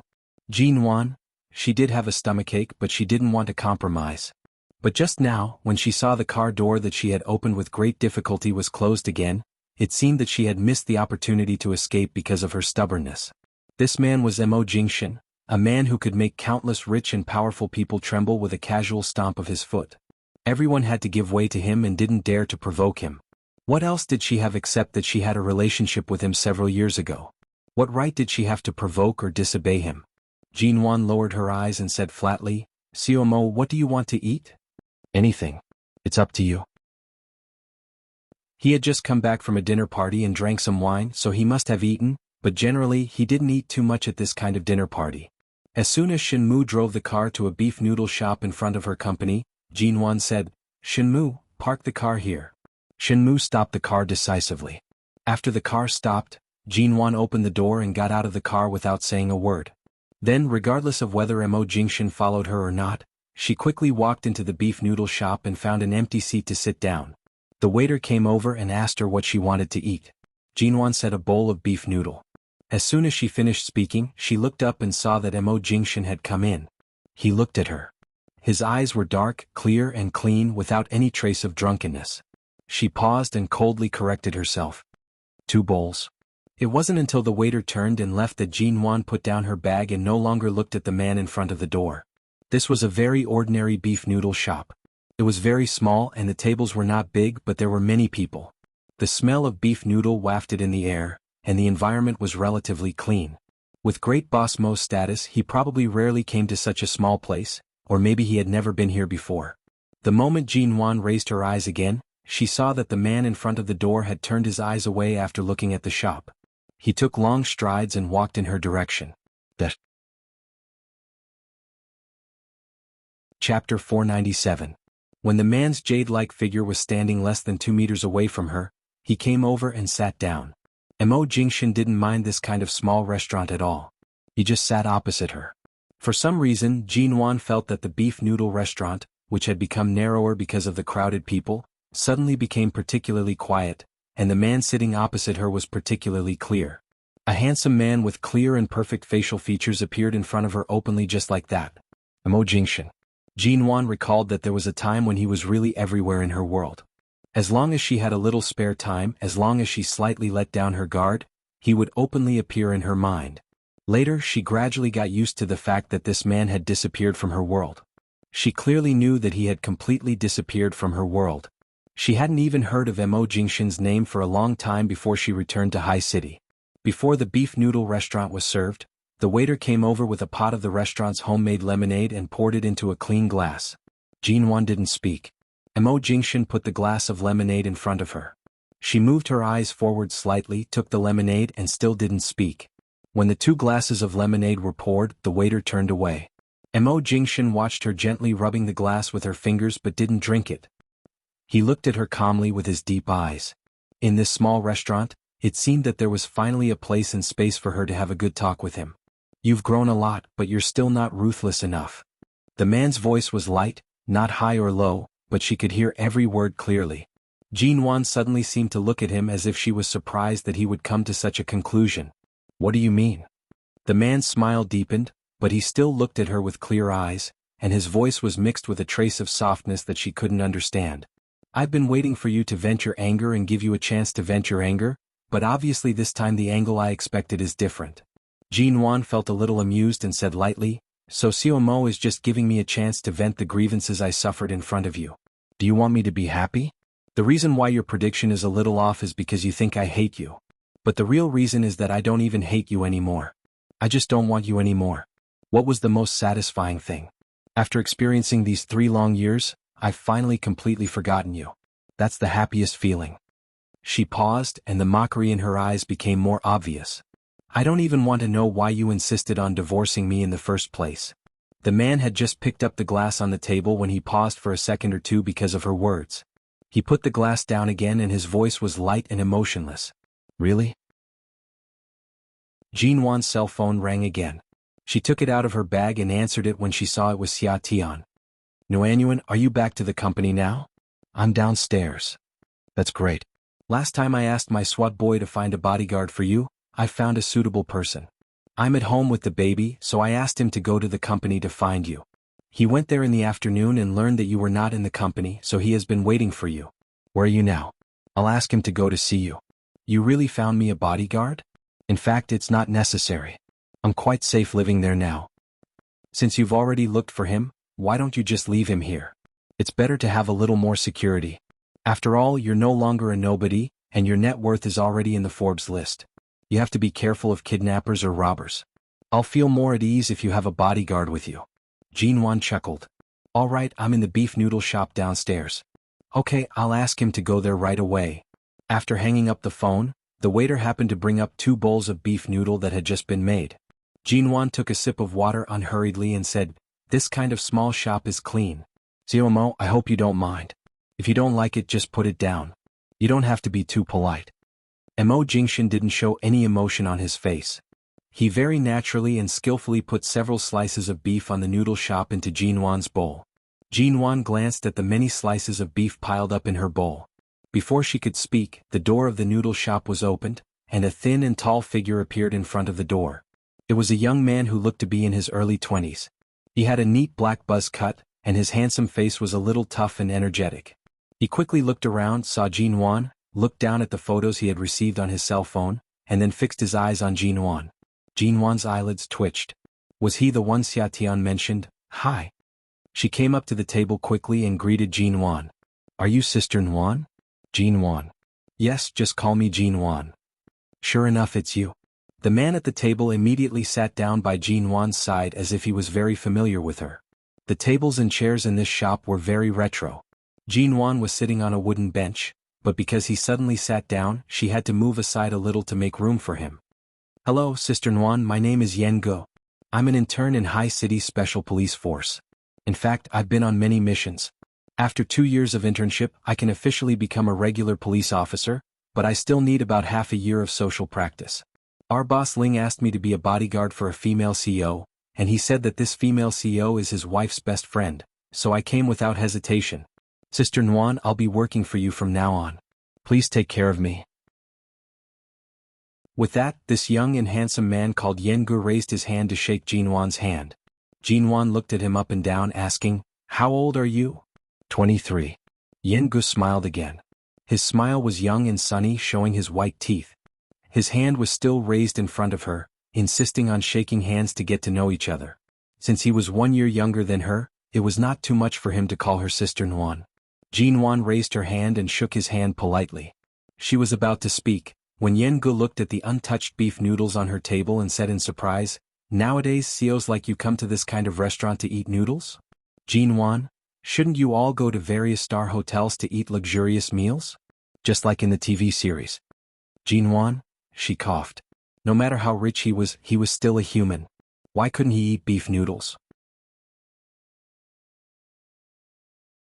Chapter 498. Hearing this, Yengu smiled again. Yes, I came here at 2 o'clock in the afternoon, but they said you went out for a meeting and didn't know when you would come back. Anyway, I had nothing to do in the afternoon, so I waited in the lounge downstairs of your company. I didn't expect that you would really come back.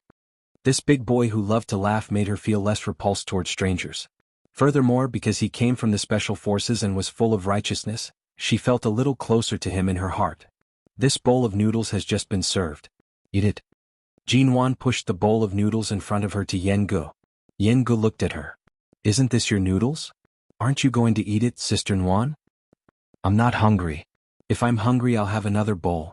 You eat first. Jinwan picked up disposable sanitary chopsticks and handed them to him. Yengu was a little embarrassed but he was really hungry. He hesitated and looked at Jinwan. Jinwan blinked at him and said with a smile, I'm on a diet. Hurry up and eat. Hearing that she was on a diet, Yengu smiled again. You girls are so thin but you still say you want to lose weight every day. I'm really hungry. I'll eat it. Sister Nguyen, you also have another bowl. Don't be hungry. Jinwan nodded. Yengu broke the chopsticks, lowered his head and took a bite. Then he gave her a thumbs up with an admiring look. It tastes good. Really good. Jinwan smiled. Seeing Yengu eat up all the pieces of meat in the noodles without hesitation, she seemed to remember something and looked up at the man sitting opposite her. Mo Jingshan didn't show any emotion on his cold face. He coldly looked at Yengu, who had eaten most of the noodles in a few mouthfuls, and said indifferently, Eat slowly. Don't choke. Yengu suddenly coughed and almost choked. He suddenly put down the chopsticks, looked up at the man sitting opposite him, and paused before turning his eyes to Jinwan. When did this man sit here? Jinwan? Yengu had been looking for Jinwan since he came in and didn't look at anyone else. After sitting down, he didn't look in any other direction, so he didn't notice that there was someone sitting opposite him. Mo Jingshan, who had been treated as an invisible person for a long time, saw him move closer to Jinwan as he spoke, and his cold eyes turned cold. Sister Nguyen, who is he? Do you know each other? Seeing his unkind look, Yenji's face immediately turned cold. He leaned closer to Jinwan and asked in a low voice. Cough. Jinwan casually took a few napkins from the table and handed them to Yengu, saying, They're just passers-by sharing a table. Just eat your food. Don't worry about others. Yengu looked at the surrounding tables and saw that all the tables were occupied. Therefore, the reason that passers-by came to share a table was very convincing. Oh. He glanced at the clothes of the man on the other side of the table. He was wearing a black shirt and trousers. They didn't look cheap and his aura didn't look like that of an ordinary person. Yengu instantly felt a faint sense of worship towards this beef noodle restaurant. Just how delicious was this restaurant? Even two extraordinary people could come here for a meal. After a bowl of noodles, Yengu wiped his mouth with a napkin and called the waiter, Waiter, 2 more bowls. 2 bowls? Jinwan was surprised. I'll have another bowl. You have to have another bowl too. Yengu turned his eyes to her and continued to smile at her, showing his white teeth. These bowls are on me. Sister Nguyen, eat as much as you want. The corner of Jinwan's mouth twitched. Thank you, but I'm not hungry. You can eat by yourself. Seeing that she really didn't want to eat, Yengu thought for a while and decided that he couldn't eat 2 more bowls. In the end he only ordered 1 bowl. Jinwan could understand that a tall and strong young man like him, who had graduated from the special police force, could easily eat 1 or 2 bowls of beef noodle. Besides, Yengu didn't look fat at all. His tall and thin figure was one of the best among his peers. She sat by his side and waited for him to eat the noodles, not disturbing him. However, Jinwan spoke to him with a smile and patiently handed him a napkin, all of which fell into Mo Jingshan's eyes. Jinwan glanced at the bowl of noodles in front of Mo Jingshan. The noodles had been left here for more than 10 minutes and had become sticky. She glanced at him again, asking him why he hadn't eaten it yet. Mo Jingshan's lips curved into a cold smile. After Yengu ate most of the second bowl of noodles, he asked the waiter for a bottle of mineral water, took a sip and put it down. He turned his eyes to Jinwan, saying, Sister Nguyen, I'll be working for you from now on, right? Is this the first time you've hired a bodyguard? Have you ever had a bodyguard by your side before? My job is to keep you safe, isn't it? Jinwan thought of Feng Ling, and the smile in her eyes softened. I used to have a female bodyguard by my side, but she's abroad now. I don't think she'll come back anytime soon. A female bodyguard? How's her martial arts? She won the Women's Close Combat Championship in the United States and is a shooting coach in some special bases. What do you think of her martial arts? Jinwan asked with a smile. Yengu nodded. Then I see. Sister Nguyen, don't worry. I'm good at martial arts. I can definitely keep you safe. Jinwan looked at his serious face and then at the noodles in his hand. She chuckled. Why is your name Yengu? I think it should be Yengu. Hurry up and eat your noodles. Let's talk about work tomorrow. Seeing that Jinwan was not a cold and unapproachable boss, Yengu continued to eat a big mouthful of noodles in a good mood and didn't continue to talk. At this time, Shinmu came in from outside. He came to Mo Jingshan's side and said something in a low voice. It seemed that he had something to do. Mo Jingshan took a look at Jinwan and Yengu, who was still eating noodles. His eyes darkened. He silently threw the bill on the table and indifferently got up to leave. As soon as the man left, Jinwan's eyes fell on the bill on the table. In the past, Mo Jingshan rarely carried money with him. He had to pay by credit card to accompany her to buy groceries. She didn't expect that now he had the habit of carrying money with him. Habit? Habit was a terrible thing. She had just quit it for a year or two, so she didn't want to be stained with it again. The door of the beef noodle restaurant opened and closed. Jinwan picked up the glass and took a sip of water, remaining silent. After eating the noodles, Yengu looked up at the 100 yuan on the table and said in surprise, "This passerby is really fastidious. Is this his treat? Are all the bosses so generous now? We just share a table. How can he take the initiative to treat us?" Jinwan, but why hasn't his bowl of noodles been touched? Didn't the waiter check the noodles when he brought them up? Why isn't there any meat in his bowl? Chapter 499. A week later, Jinwan was about to go out of the company in the afternoon to talk about a new project with room for development in China, when she suddenly received a call. The call was from the Mo family. She learned that a few days ago, grandfather Mo suddenly fainted at home because of heart palpitations caused by high blood pressure and was rushed to the hospital. It took him more than a day to get out of danger. After staying in the hospital for a few days, he was discharged from the hospital and returned to the Mo family yesterday. But grandfather Mo was now recuperating in bed at home, clamoring to see Jinwan every day when he woke up. Uncle O, the housekeeper, was worried that grandfather Mo's bad mood would affect his health, so he called Jinwan, hoping that she could spare some time to go to the Mo family these days to see grandfather Mo. As soon as she heard that grandfather Mo was in a coma and hospitalized, Jinwan stood up from the sofa. Then she heard that grandfather Mo was still recuperating at home these days and could not walk by himself, clamoring to see her every day. Without saying a word, she postponed all her afternoon schedule, asked Yengu to help her go to a nearby pharmacy to buy various expensive herbs and supplements for lowering blood pressure, and then drove all the way to the Mo family. 3 years ago, Jinwan avoided seeing grandfather Mo. The only person she felt guilty about was grandfather Mo. Grandfather Mo's words were still ringing in her ears. He had always kept the position of the Mo family's granddaughter-in-law for her. She thought that after 3 years, grandfather Mo should have let it go and no longer be so persistent, but she didn't expect that he would often talk about her and miss her in his illness. Sometimes people were like this. They often felt that no one would disappear in their lives, until one day they found that the person accompanying them was getting older and closer to the end of his life. When they tried to hold on to this person again, they found that they couldn't be held back. Grandfather Mo was already in his 80s. Unlike young people like them, he couldn't stand the ravages of time. Jinwan couldn't help speeding up, and the guilt and regret in her heart grew stronger. 3 years ago, she should have at least seen him before leaving. She could be ruthless to anyone and anything, but to grandfather Mo, she really shouldn't have been so heartless. Sister Nguyen, there's a speed limit here. Drive slowly. If you are too worried, why don't you sit here and I'll drive?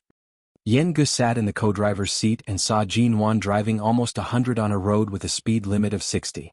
Although there were not many cars on the road and it was not dangerous, he could see that she seemed to be in a bad mood. It's fine. I just want to hurry over to see grandfather Mo, Jinwan said as she increased the speed of the car, completely ignoring the speed limit signs. After this week, Yengu knew that Jinwan was a very rational and sensible person. Now that he saw her gripping the steering wheel so tightly that her slender knuckles turned white, he didn't say anything else. The car soon arrived at the Mo family's old residence. It had been more than 3 years since she last set foot on this place. The moment Jinwan got out of the car, she took a look at the Mo family's old residence. It was the end of August, not yet autumn. The weather was hot, but the shady paths and colorful flower beds in the old residence's yard were still there. It was full of vitality, as if nothing had changed in the past 3 years and everything remained the same. Having no time to appreciate the scenery in the yard, Jinwan drove the car to the parking lot in the front yard of the old house. When she parked, she noticed that the familiar black ghost was also here. Mo Jingshan also returned to the Mo family? Yes, the reason why he returned to High City when his relationship with Mo Xiaoza was in a stalemate was that Grandpa Mo was here. Although he was busy and had no time to come back, Grandpa Mo was sick. No matter how busy he would come back. After all, the Mo family couldn't be without a leader. Grandpa Mo was sick. If he didn't go back to the Mo family at this time, it would be really inappropriate. Jean Wan was not in the mood to think about this now. She just wanted to see how Grandpa Mo was doing. Walking in, she saw Uncle O.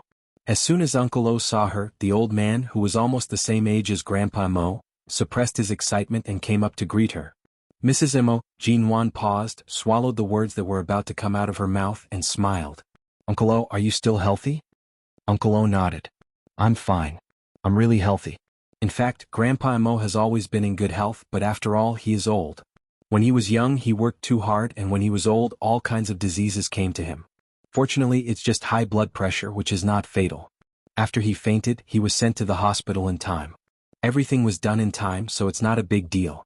He just needs to rest for a while, but Grandpa Mo talks about you every day. I'm afraid that if he suddenly passes away one day, I won't even be able to see him for the last time. Jean Wan's eyes suddenly turned red. No, Grandpa Mo has always been in good health. I guess he has been eating and drinking too greasy recently, so his high blood pressure suddenly became so serious. I'll go to see him. Okay, it's good that you can come back to see him, but Grandpa Mo has just taken his medicine and fallen asleep. I was afraid that he would be too excited, so I didn't tell him that you were coming back. Do you want to see him after he wakes up? He can sleep for about 2 or 3 hours. It's already afternoon, and it will be dark when he wakes up.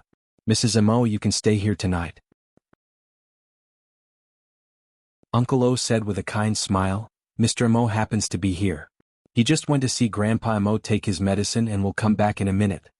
Yen Gu stood beside Jean Wan, carrying a lot of expensive herbs and tonics in his hand, but after listening for a long time, he felt a little strange.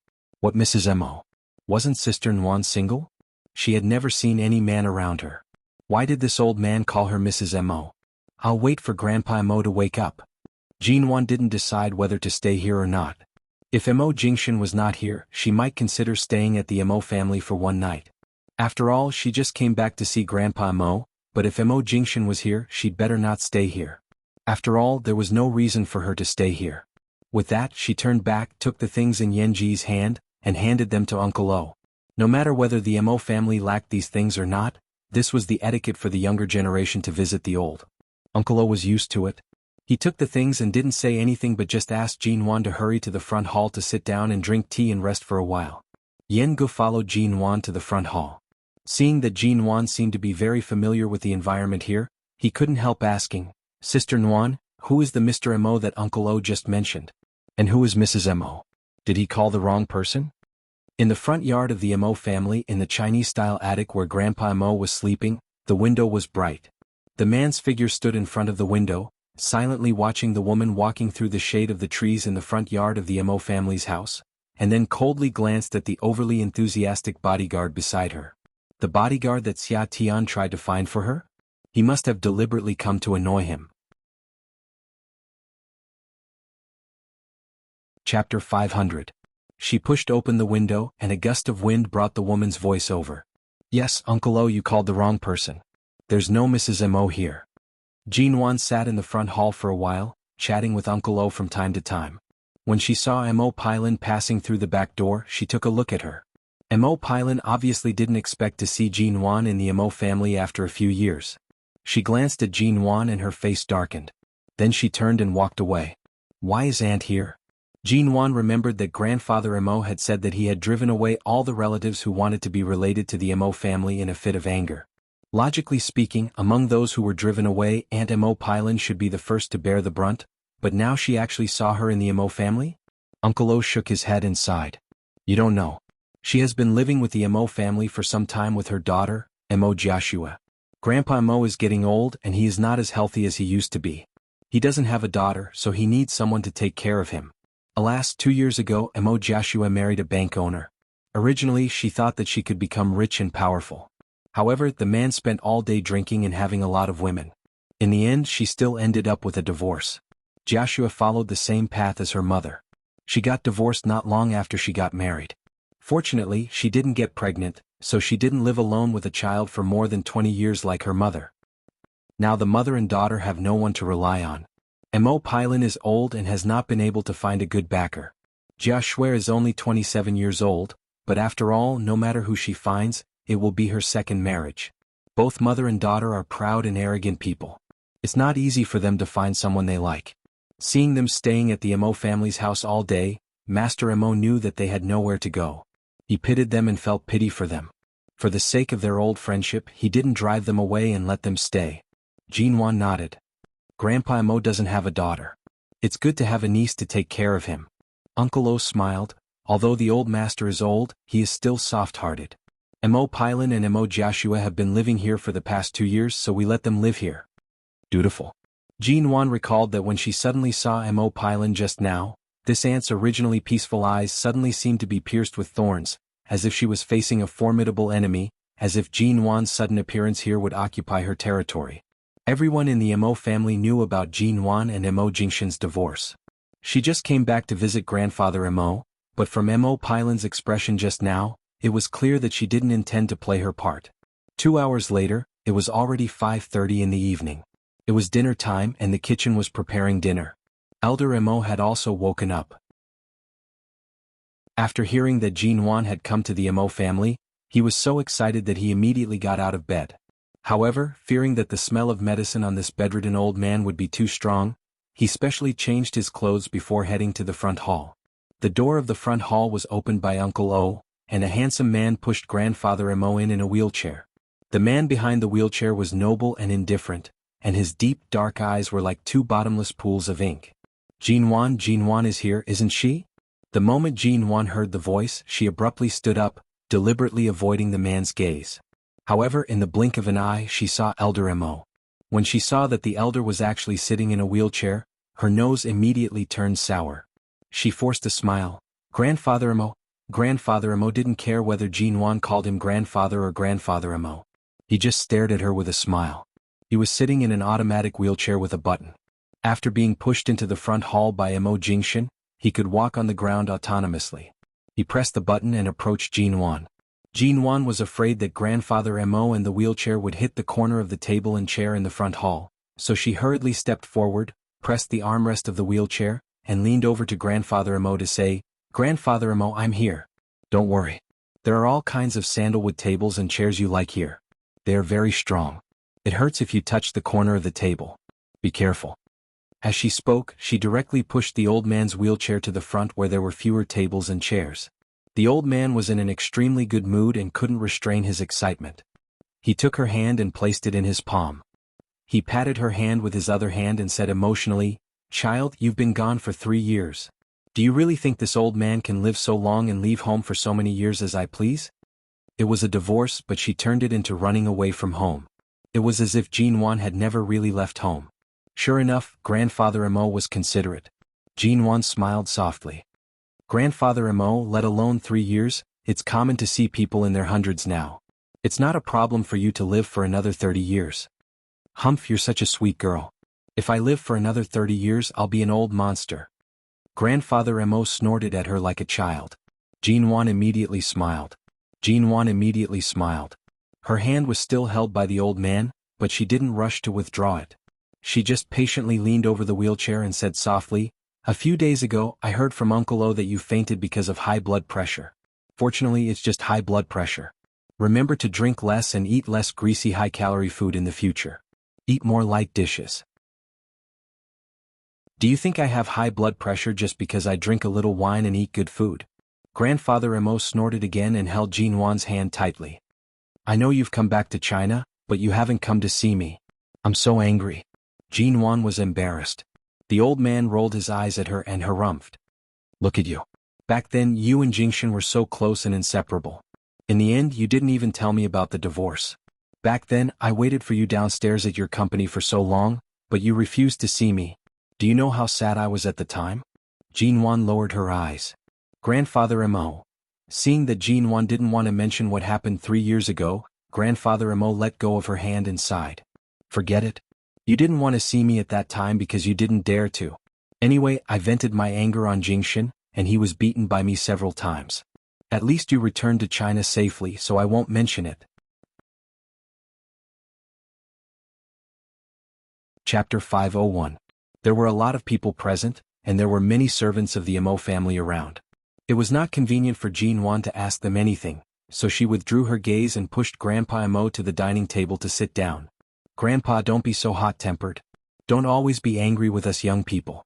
You better take care of yourself. Jinwan helped Grandpa Mo to the dining table and gestured to the servant to serve the dishes.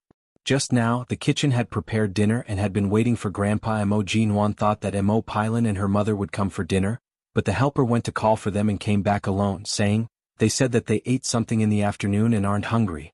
They won't be coming for dinner tonight." Grandpa Mo didn't say much but just smiled and asked Jinwan to sit next to him. Grandpa Mo always liked to drink a few mouthfuls of wine at dinner. Now he had not recovered, so he couldn't drink, but he really wanted to drink, so Uncle O planned to bring a jar of the Mo family's old medicinal wine for Grandpa Mo to drink. The medicinal wine was good for his body, so he could drink a few mouthfuls. Jinwan was not in a hurry to sit down. She avoided Grandpa Mo's dark eyes and quickly followed Uncle O out to help him. Seeing Jinwan follow him out, Uncle O picked up a jar of medicinal wine with a smile and said, "How heavy is such a small jar of wine? I can carry it myself. Why do you suddenly follow me out? Do you have something to ask me?" Jinwan smiled. "Uncle O, I'm really here to help." Uncle O smiled and didn't say more. As he walked back with her, he said, "I know what you want to ask. 3 years ago, Grandpa Mo didn't see you. After you flew to London, Mr. Mo didn't explain what happened between you and him. He just said that it was his decision to divorce you and that you were forced to leave, so it was not your fault. Even if he was heartless to the Mo family, it was not your fault." In a fit of anger, Elder Mo raised his walking stick and hit Mr. Mo. All the hits landed squarely on his back. That walking stick was made of redwood. It was hard and sturdy, but it broke in the end. "How hard do you think he hit him?" Jinwan's footsteps suddenly stopped. "At that time I was watching from the side. I couldn't stop him even if I wanted to." The old man was in a fit of anger and Mr. Mo took all the blame. He just stood there without saying a word or dodging. The old man raised his walking stick and smashed it against his back, but Mr. Mo didn't even frown. In the end, the walking stick broke and the old man sat down angrily. When Mr. Mo left, I saw that the back of his shirt was soaked. Even if it wasn't to the extent that his skin was torn, it definitely wasn't any better. Jinwan lowered her eyes, and her heart seemed to be stung by something. Mo Jingshan's back was covered with old wounds from Cambodia and Los Angeles. Even if the wounds had already healed, they couldn't withstand that kind of devastation. 3 years ago, it had only been a few months since his wounds had healed. Grandfather Mo had hit him on the back with his walking stick, and those especially serious old wounds had most likely burst open. His shirt was soaked, which meant that his wounds had really burst open from the beating. That kind of pain that connected the bones and flesh, just by imagining it, one could imagine how painful it was. Uncle O sighed again. "Ever since he was a child, the old man has never beaten him, but for you, he broke his crutch directly." Alas, Jinwan stopped outside the front hall. That was all Uncle O could say. He thought about it and didn't say anything more. He didn't urge her to go in but walked into the front hall alone with a jar of wine in his hand. Jinwan was a little confused. Mo Jingshan of the past was reflected in her eyes. He had said that trust was the foundation of marriage. He had said that he would never divorce her. But in the end, he had pushed her away and said that the Mo Jingshan who had promised her everything was already dead. So he was no longer the man she believed in love with, no longer the man who could risk his life for her, and no longer the man who broke his vows to kill for her in Cambodia. He said he had died in that car accident. Even though she knew it was false, she gradually convinced herself that it was true in the following 3 years. She just thought that he was a man with the same face as the old Mo Jingshan. That was all. But Uncle O told her that 3 years ago, after she left, Mo Jingshan was beaten by the old man and admitted that he forced her to leave. Jinwan looked at the brightly lit front hall. At this time, Yen Gu came back from outside. Seeing Jinwan standing outside like a statue, he raised his hand and waved it in front of her eyes. "Sister Nwan? What are you daydreaming about? Why are you standing outside? To feed the mosquitoes?" Jinwan returned to herself and glanced at him. "Where did you go earlier?" "I went to the entrance of the Mo's mansion to take a look and familiarize myself with the environment outside. If anything happens here, I can take you away at any time. Isn't this the duty of a bodyguard? What could possibly happen to me here? It's very safe in the Mo residence. You don't have to familiarize yourself with the surroundings. Rest for a while." "Ah? Are you really familiar with this place? Are you really Mrs. Mo? Aren't you single, Sister Nwan?" The corner of Jinwan's mouth twitched. She pushed him back into the front hall and told him to hurry up to eat. The tall young man with a crew cut let out a cry of ouch and finally went in. Jinwan glanced inside and turned to walk down the stairs in front of the front hall. Her heart was stuffy and she wanted to take a walk outside to get some fresh air. As soon as she went around to the shade behind the front hall, she suddenly heard someone talking. The voice seemed familiar. Jinwan paused and instinctively stood behind a thick tree trunk. Did you see that? That Jinwan is really back. I thought she had nothing to do with the Mo family. I didn't expect that she would come as soon as the old man was discharged from the hospital. Mo Pailan's voice was very low. Did you see her outside the front hall just now? The old man kept holding Jinwan's hand as if she were his granddaughter-in-law. Mom, did you drag me out to peep just to see Jinwan? Mo Joshua's voice was low, and she still sounded quiet, timid and self-abased. Chapter 502. But, when I went to help feed Grandpa the medicine this morning, Jingshan didn't even look at me. I didn't dare. Mo Joshua lowered her head. Alas, you silly girl. Mo Pailan patted her on the head exasperatedly. Instead of relying on your own ability to marry Mo Jingshan, you might as well count on something else. You're really going to piss me off. Mo Joshua felt wronged and didn't speak. Mo Pailan raised her hand to touch her hair, looked at her face for a while and then said, Do you still have the pajamas I bought for you last time? Yes, in the cabinet. Okay, we'll play it by ear tonight. Listen to me, and I'll find a way for you to be Mrs. Mo's wife.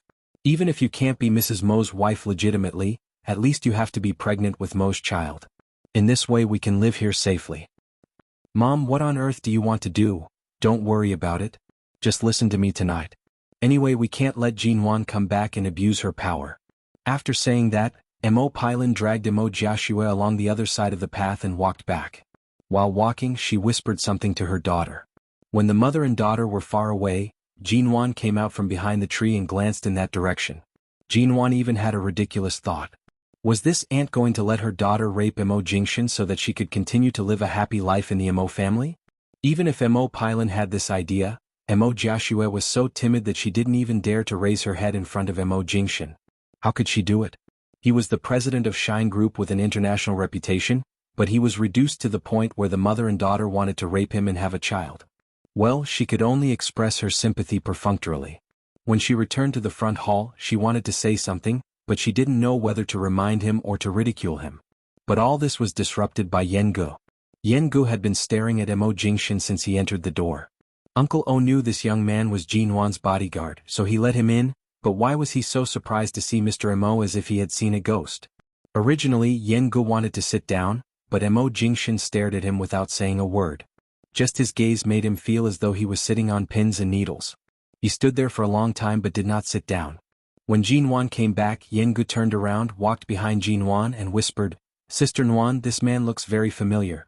Is he the passerby who treated us to beef noodles that day? The corners of Jinwan's eyes twitched. She had almost forgotten about this matter. She mumbled, Damn, what's going on? Wasn't he just a passerby? Why did you meet? I'll explain to you later. Jinwan walked in, looked straight at Grandfather Mo and walked towards him. When she passed by Mo Jingshan's seat, Grandfather Mo was about to ask her to sit there, but before he could speak, Jinwan quickly bypassed him and sat down on the chair next to him. She was going to ask Yengu to eat with her, but after all, this was the Mo family and Grandfather Mo was still here, so Jinwan couldn't make the decision. Uncle O came up to Yengu, who was still stunned, and said politely, Young man, there is a spare small dining room in the front hall. You can take a rest on the sofa there after dinner. What do you want to eat? We'll ask the kitchen to send it to you after it's done. Although Yengu was a little impulsive, he knew the rules. He waved his hand at Jinwan, telling her not to worry about him, and then turned to follow Uncle O. He successfully escaped from the man's piercing eyes. Jinwan didn't know what to do. Jinwan glanced at the crutch next to Grandfather Mo's wheelchair. She didn't pay much attention to it when she pushed him here, but after chatting with Uncle O, she couldn't help looking at the crutch. Grandfather Mo, is your crutch new? I heard that the crutch you used to use was made of redwood, which you like very much. It has been used for many years. Why do you suddenly change it? Jinwan asked with a smile. As soon as she finished speaking, Mo Jingshan got up and said flatly, I'll take a call. With that, he glanced at Grandfather Mo coldly, and his eyes were chilling. Then he turned and walked away, his back straight and steady, unhurried. There was a silence in the dining room, but Jinwan was still looking at Grandfather Mo. Grandfather Mo calmed down and took a look at Jinwan. Did Uncle O tell you about the crutch? Jinwan didn't speak, but her eyes showed that she acquiesced. Just pretend that you don't know. Just now, Mo Jingshan's attitude was very clear, and Grandfather Mo didn't go overboard with his words. He reached out to pick up the wine. Grandfather Mo, although this is medicinal wine, you'd better not drink it. It's better not to drink wine when you have high blood pressure. Jinwan didn't continue to ask but took the initiative to pour some wine for Grandfather Mo, but only a little, much less than if he had poured it himself. Seeing that Jinwan was really doing this for his own good, Grandfather Mo said with a smile, "Okay, I'll listen to you. Girl G, stay at home tonight. I'll ask Jingshan to send you back tomorrow morning." "No, I drove here by myself. I'll leave after dinner with you. Just stay. I'll ask the servant to arrange another room for you. If you leave as soon as you arrive, I'm afraid I'll be too angry to sleep tonight. If I get sick again because I don't sleep well, you'll have to spend time with me in the hospital, won't you?" Grandfather Mo said and glared at her, making it clear that she had to stay here tonight. Otherwise he would definitely lose his temper. He couldn't lose his temper because of his illness. He had to be in a good mood. If Jinwan didn't see Grandfather Mo, she might be able to avoid him as ruthlessly as she did 3 years ago, but now Grandfather Mo was in front of her, and he still treated her as if she was his only granddaughter-in-law. Jinwan really couldn't bear it. That night, Jinwan stayed in the suite in the villa behind the Mo family, and Yengu was taken to a suitable room by Uncle O to rest. After entering the room, Jinwan didn't go to take a shower as usual. Instead, she sat in front of the window, holding a cup of scented tea made by the servant in her hand and looking down. She didn't put down the cup until she saw Mo Jiashue appear.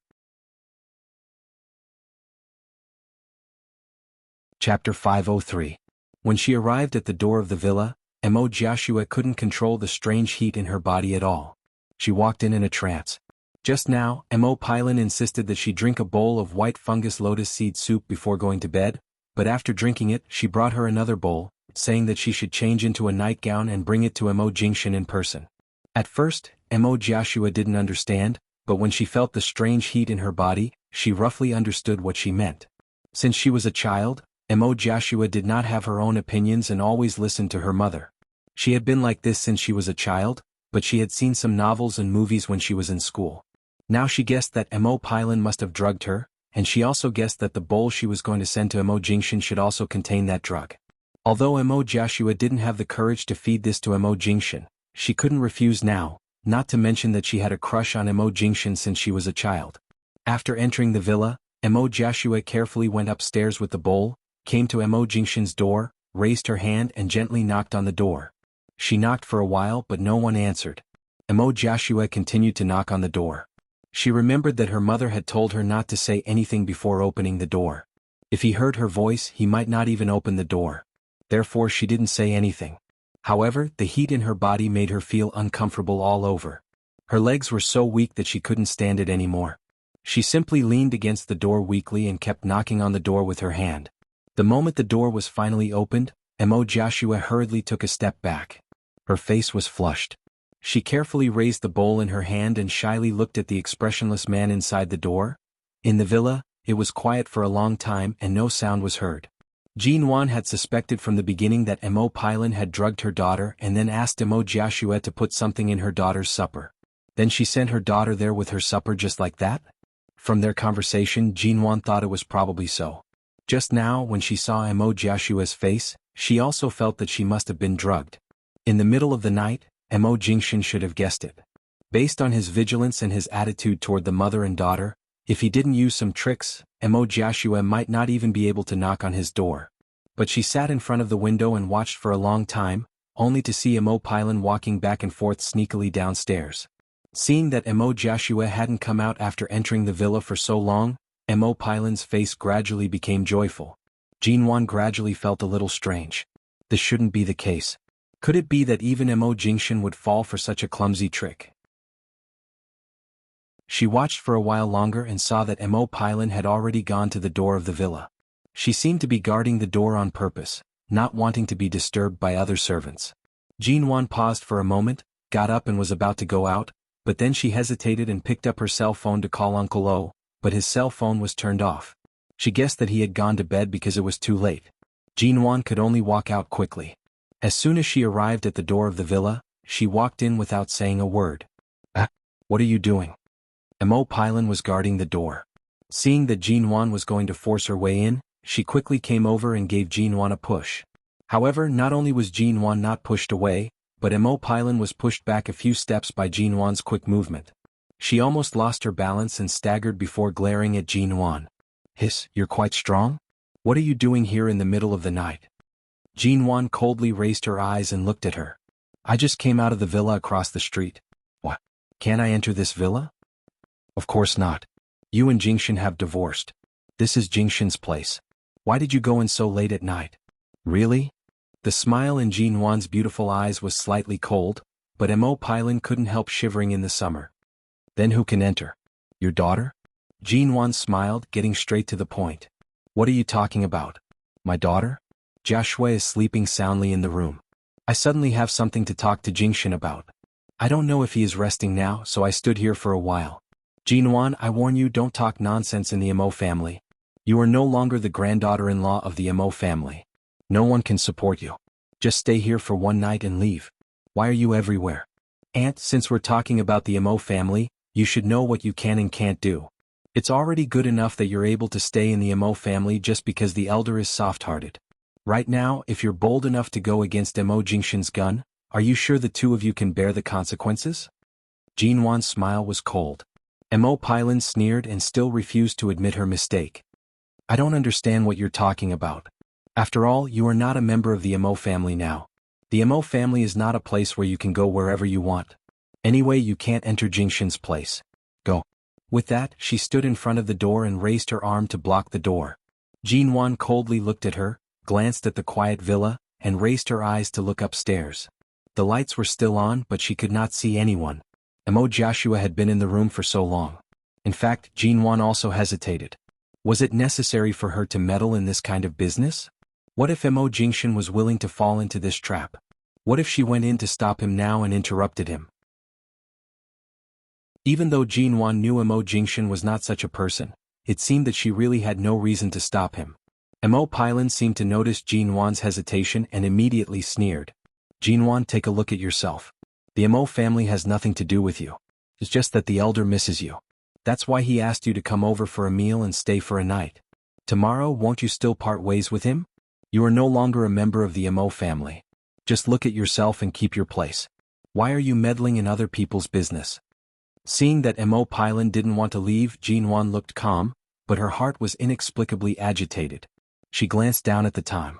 She calculated and found that Mo Joshua had been in the room for at least 20 minutes. If Mo Jingshan wanted to drive her away, he would have done so long ago. Why did he need her, an outsider, to come here? Thinking of this, Jinwan frowned, didn't speak, and turned to leave. Chapter 504. Seeing where Jinwan was looking, Mo Pylon hurriedly clenched the thing in her hand tighter and hid her hands behind her back. Jinwan smiled and then her smile cooled down. She came up to her. You're so thoughtful. You're afraid that he won't eat that bowl of food, so you asked Mo Joshua to rub this aphrodisiac on her body in advance? Mo Pylon's eyes panicked. What nonsense are you talking about? Jinwan was young and had never had contact with people in the black market. How could she know about this thing? Jinwan smiled. You probably don't know where this thing is made. When I was in London, my business competitor had a company that specialized in making these kinds of sex toys. These things are very popular abroad and can be seen in some drugstores near bars. You can only buy them in China through the black market. Do you think I haven't seen them? At the moment when Mo Pylon froze, Jinwan suddenly turned around and walked in quickly. When Mo Pylon came back to herself and was about to reach out to stop her, Jinwan had successfully crossed her line of defense and broke in smoothly. What are you doing? Come out. Seeing Jinwan going upstairs quickly in a pair of indoor slippers, Mo Pylon hurriedly stepped forward and grabbed Jinwan's clothes, reached out to pull her back and stepped on the slippers under her feet. She couldn't let Jinwan go up and ruin her daughter's plan. Jinwan paused because of her feet and looked coldly at Mo Pylon's clenched teeth. She was in a hurry when she went downstairs just now, so she just put on a pair of slippers. She glanced at the smooth and shiny marble floor of the villa, including the stairs which were also made of smooth marble. She simply threw off the slippers on her feet, and at the same time, waved Mo Pylon's arm away and quickly walked up again. Stop. Mo Pylon did not expect that although Jinwan looked so thin, she was actually so strong and nimble. She was in her 50s and she could barely stand still. She rushed up, panting. When Jinwan had successfully reached the second floor, Mo Pylon suddenly made up her mind and grabbed Jinwan's hair. When Jinwan paused because of the pain, Mo Pylon took the opportunity to reach out her hands and choke her hard. Her eyes were red as she strangled her and glared at her. "Don't you dare ruin my daughter's plan. I'm telling you. From today onwards, my daughter can't just follow my surname. I want her to truly become a member of the Mo family. Jinwan, you can forget about having anything to do with Jingshen in this lifetime." Strangled so hard and almost pushed down the stairs by her sudden brute force, Jinwan hurriedly raised her hand to grab the handrail on the stairs to steady herself. Looking up at Mo Pylon's almost crazy expression, Jinwan sneered and suddenly raised her other hand to grab Mo Pylon's wrist. Mo Pylon felt a sudden pain and numbness in her wrist. Before she could react, Jinwan suddenly grabbed both of Mo Pylon's hands, and in the blink of an eye, Jinwan turned the one who had been strangled into herself. Jinwan looked deadpan at Mo Pylon, who was suddenly thrown away, put a little force on her wrist, and saw Mo Pylon's pale and incredulous expression in pain. "You." Mo Pylon stared at her blankly, completely unable to understand how Jinwan suddenly broke free from her and then restrained her. "If it weren't for the title of an elder, I would have slapped you so hard that you wouldn't even remember your surname." As Jinwan finished speaking, she suddenly loosened her hand, and Mo Pylon immediately staggered back and sat on the ground unprepared. Jinwan turned and walked quickly toward Mo Jingshen's room. Seeing that Jinwan had walked over, Mo Pylon struggled to sit up from the ground, stroked her waist that was almost broken from the fall, pounced on Jinwan and pressed her against the door. She raised her hand to cover Jinwan's mouth so that she wouldn't disturb the people in the room. Jinwan didn't expect that Mo Pylon would really use all kinds of dirty tricks in order to stay in the Mo family, nor did she expect that she could still be so strong at this time. Mo Pylon tugged at the clothes on Jinwan's shoulders to drag her away. As the two were tearing at each other, the ring on Mo Pylon's finger left a red mark on Jinwan's neck. This time, Jinwan was in so much pain that she no longer cared about her aunt's face and slapped her hard. Mo Pylon was slapped so hard that she took a step back. The left side of her face hurt so much that she was stunned. Jinwan's face was cold and she said word by word coldly, "It's disgusting for someone so old to be so shameless." Jinwan leaned against the door. The pain on her neck made her frown unhappily. She raised her hand and rubbed her neck. Sure enough, there was blood. "Even if you're stupid, there should be a limit. Do you think you can survive in the Mo family after tonight?" Mo Pylon's eyes were red. She put down the hand covering her face and rushed up to strangle Jinwan's neck again, as if she wouldn't stop until she strangled Jinwan to death. As soon as she rushed over, Jinwan was thrown against the door. All of a sudden, the door behind Jinwan was opened without warning. She instantly lost her balance and fell backward. The man in the door caught her just in time, and she fell into a familiar embrace. Jinwan stiffened. She raised her eyes to see the man whose eyes were clear and not affected by the drug at all. At the same time, he was neatly dressed and handsome. Before she could react, the man's arms circled around her waist and brought her into his arms. Seeing the door open, Mo Pylon's red eyes froze. She stared blankly at Mo Jingshen, who didn't show any signs of intimacy and even acted as if nothing had happened. Jingshen. Mo Pylon's eyes immediately panicked. She wanted to look into the room to see where Mo Jiashua was. Jinwan also looked at Mo Jingshen, and the tense string in her mind immediately loosened. She asked with a straight face, "Are you all right?" Mo Jingshen glanced at the obvious red mark on her neck, which was still seeping with a faint trace of blood. He coldly narrowed his eyes, hiding all his emotions. He held her in his arms without letting go, asking softly, "How did you get hurt?" Only then did Jinwan remember the wound on her neck. At the same time, she returned to herself and rushed to struggle out of his arms. However, the man's arm was firmly circled around her waist. Chapter 505. As Mo Jingshen lowered his head to look at the wound on Jinwan's neck, he glanced at her feet that were stepping on the cold floor. His voice was light with some displeasure. "You're not wearing shoes?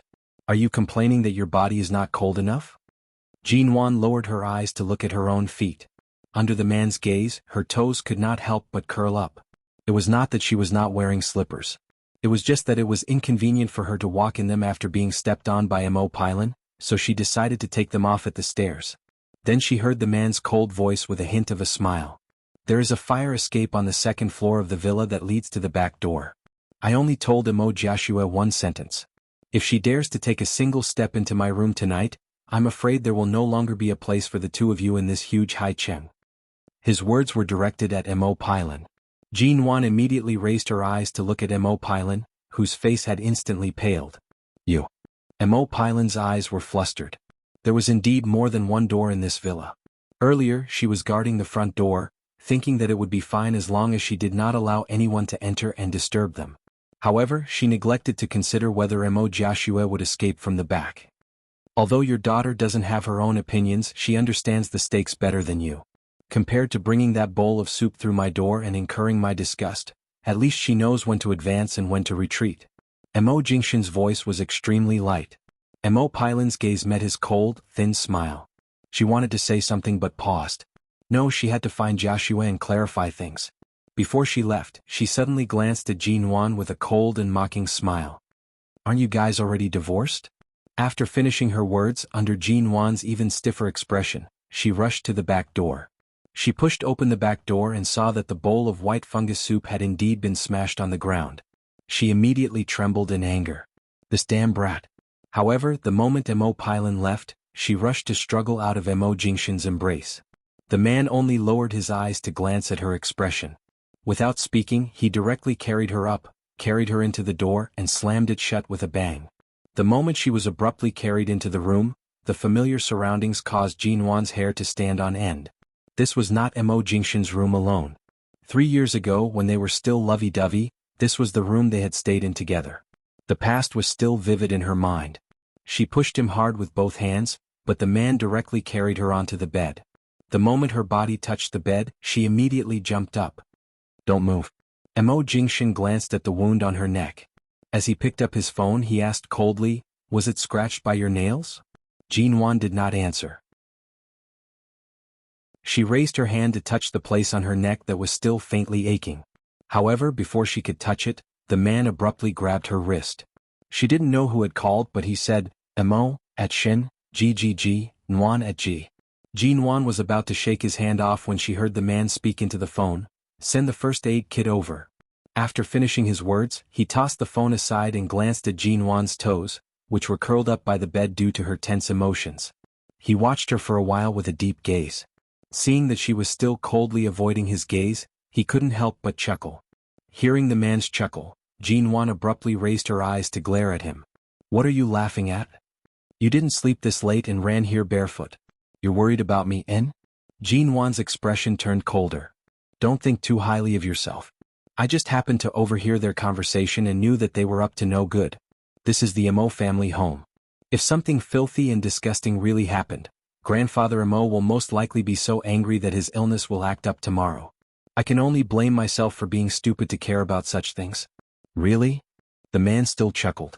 Jean Wan didn't want to disturb him, but when she saw the small silver bag in Emo Pylon's hand, she felt that she had gone too far, so she rushed up to her.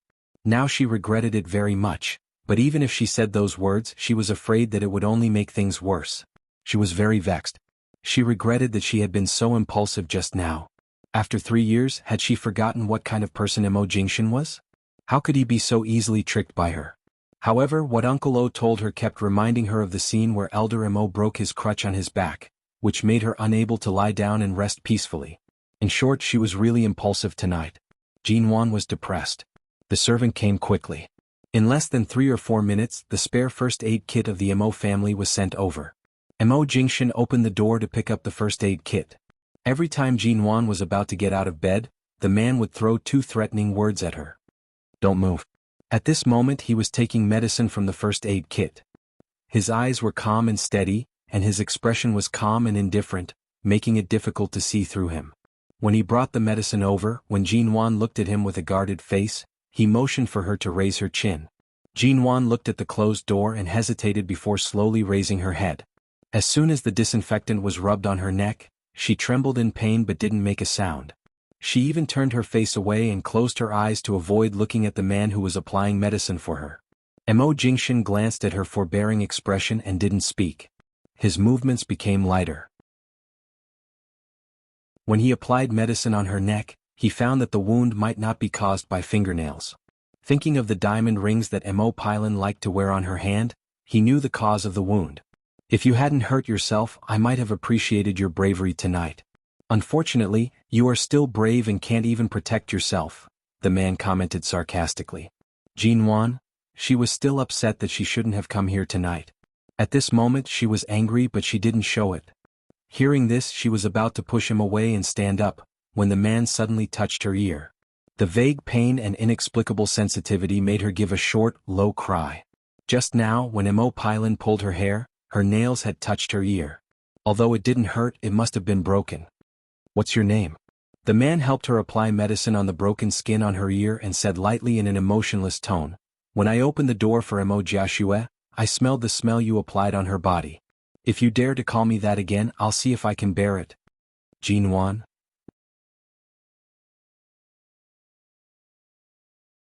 Chapter 506. The moment she fell on the bed, Jinwan rushed to sit up.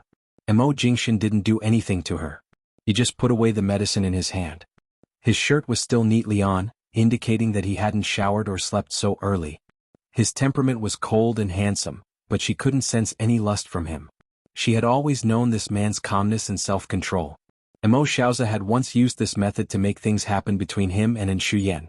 At that time he didn't seem to be shaken by lust, so the fragrance shouldn't be a problem. Putting the medicine box aside, Mo Jingshan seemed to finally find the time to look down at the woman sitting by the bed. As soon as their eyes met, Jinwan's nerves tightened, but she still stood up. It's just a small wound. There's no need to do this. The medicine has been applied. I'm going back. He glanced at her barefoot on the ground and his handsome face was unruffled.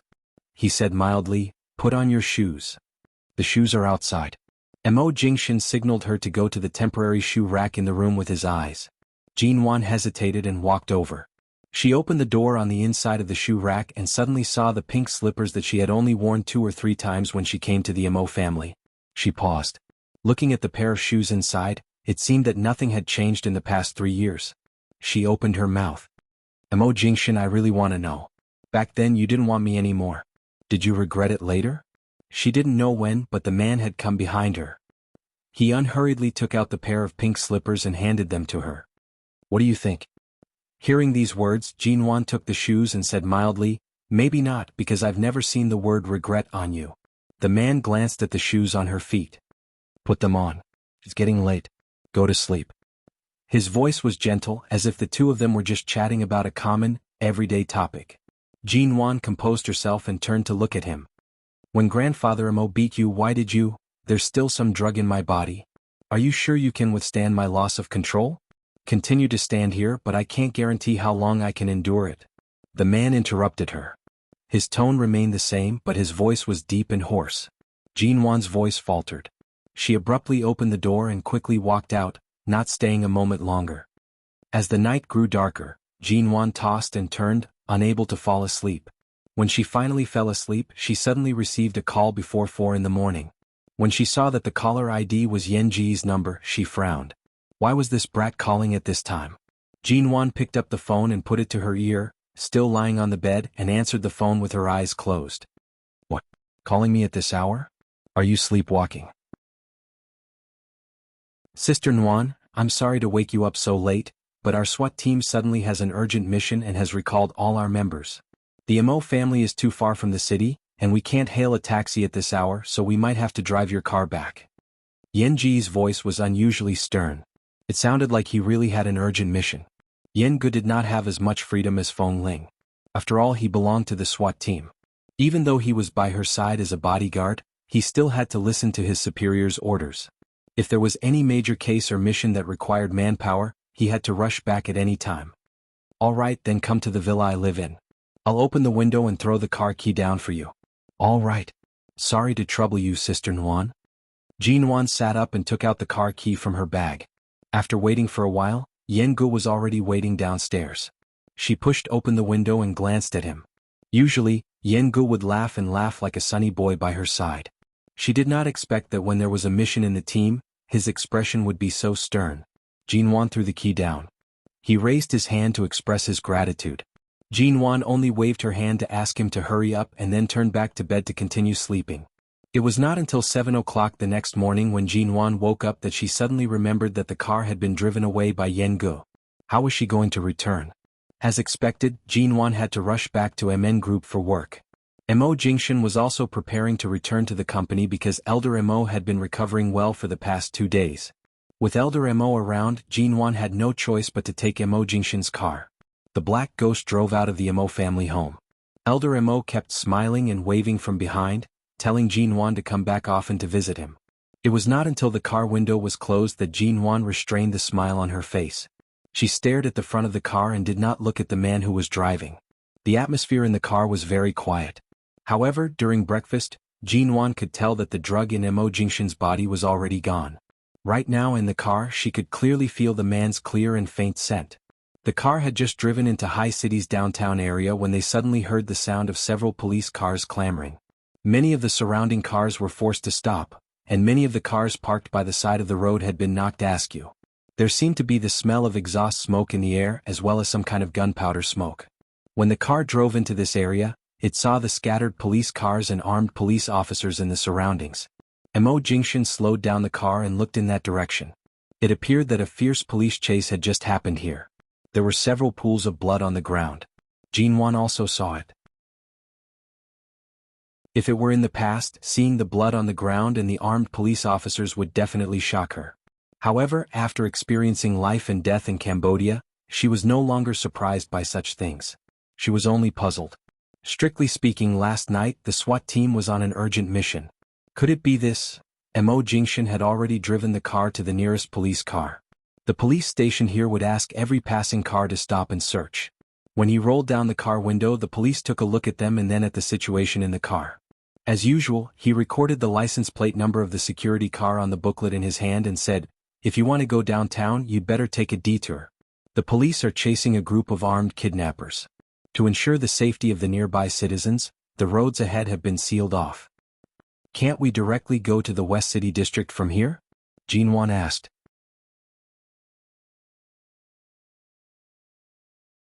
Chapter 507. Usually, such shootings were more common overseas. Within the country there were not many cases of armed kidnappers. With such a sudden occurrence, it was no wonder the entire SWAT team had been mobilized. Even Yengu had been summoned back. Seeing so many police cars and destroyed cars around them, it was likely that there had been an intense car chase before they arrived. Many car glass shards were scattered on the ground as well as the bloodstains on the ground. All of this indicated the kidnappers' ruthlessness and speed when they fled without a care for anything. "Thanks." Jinwan nodded at the police officer. The officer raised his hand and waved it forward, indicating that the car could be let through. She turned to look at Mo Jingshan. "It seems like I'll have to trouble Mo to take a detour around the city to send me. This originally 1-hour trip will probably take a long time." Mo Jingshan did not respond. A moment later he only said, "Fasten your seatbelt." Jinwan lowered her head to check her seatbelt. "It's fastened." The man glanced at the surrounding police cars and debris on the ground. With a roar, the black ghost sped toward the city's highway. It was already morning and the sky was bright. There were 2 entrances to the highway nearby, and several police cars were stationed around them. It seemed like the entire city was under martial law. She wondered what the situation in the city was like right now. Both sides of the highway were lush green fields in summer. Jinwan had lived in High City for a long time, but she rarely passed by this highway. In order to try her best to ignore the man driving, she picked up her cell phone and took a few photos of the fields. The air conditioner in the car was moderately warm, but outside the car, it was scorching hot at -35 degrees. Every few kilometers she could see police cars by the roadside. However, she did not see which car Yengu was in. She guessed that he was somewhere else. Finally, when they were about to exit the highway, a slightly worn-out van suddenly appeared from another intersection. Jinwan glanced at the front through the rearview mirror, only to see that the van was suddenly speeding in their direction. In fact, it was even charging in the opposite direction. When she saw that there seemed to be a black muzzle pointing at their car window, her expression froze. She immediately tightened her grip on her phone. No wonder the police officers standing outside the police cars on the ring highway were so tense. It turned out that this group of people had already escaped from the west side of the city. God knows how many cars they had changed. This van was definitely a cover for them to hijack halfway through their journey. Jinwan stared at the black muzzle and suddenly had a question in her mind. Mo Jingshan's car had been driven in the country. Were the windows bulletproof? If they really opened fire, would the bullets be able to penetrate? But he also felt that his idea was ridiculous. Bulletproof glass was not something that could be used casually. It might be common abroad, but it was not necessarily the case in China. For the sake of fire safety and other aspects of safety, some domestic vehicle control centers generally did not allow bulletproof glass to be used casually. Sit properly. All of a sudden, the man's calm and cold voice entered her ears. Jean Wan subconsciously steadied her body. Sit properly. The moment she finished speaking, she suddenly felt the van and the car collide with each other at an extremely fast speed. At the same time, the car brushed against the gun raised against the window. The ear-piercing sound of the car door rubbing against each other caused all the hair on one's body to stand on end. However, in this kind of hair-raising moment, Jean Wan was not the slightest bit afraid. The sun was glaring on the horizon. The man's expression was as usual. In the face of life and death, in the face of danger, or in the face of any unstoppable force, his gaze remained cold and heavy. He did not say a single word. When the rear window of the van was also opened and a gun was aimed at their car, there was a ping sound. At the same time, the car Jean Wan was sitting in also quickly avoided the bullet attack. The van seemed to have set its sights on them. Hearing the sound of the police car chasing from behind, the van sped up on the highway, heading straight for them. However, just as Mo Jingshan finally drove the car to another highway exit, the van that had been rushing toward them quickly caught up. The two men leaned half of their bodies out of the car window, raised their guns and fired 2 shots at their car tires. The moment the 2 gunshots rang out, Jean Wan instantly felt the car falling down. The tires had burst. The moment the tire burst, the car, which had been driving steadily, tilted to the other side of the road due to its center of gravity. Thankfully, Mo Jingshan's driving skills were adept, and he easily stabilized the car. However, after the tire burst, the car's speed decreased significantly.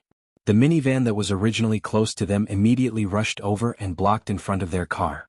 This was a downhill road off the highway. In front of them was the van and behind them was a slope. It was not a problem for the car to continue driving forward, but because the rear tires had burst, they could not move back. Seeing the 2 men in black in the van coming toward their car with guns, Jean Wan's heart finally jumped up. Their guns have been modified. They can easily shoot through ordinary car windows. Mo Jingshan looked at the 2 men who came over with guns and surrounded them, speaking unhurriedly. Jean Wan asked in surprise, "Then can we still rush out now?" Mo Jingshan glanced at the crowded vegetable market in front of the van. People living near the Ring Highway liked to buy things in this kind of outdoor vegetable market. The sky was clear and there were many people. If they rushed out now, there would be dozens or even hundreds of casualties, including many children who came out with their families.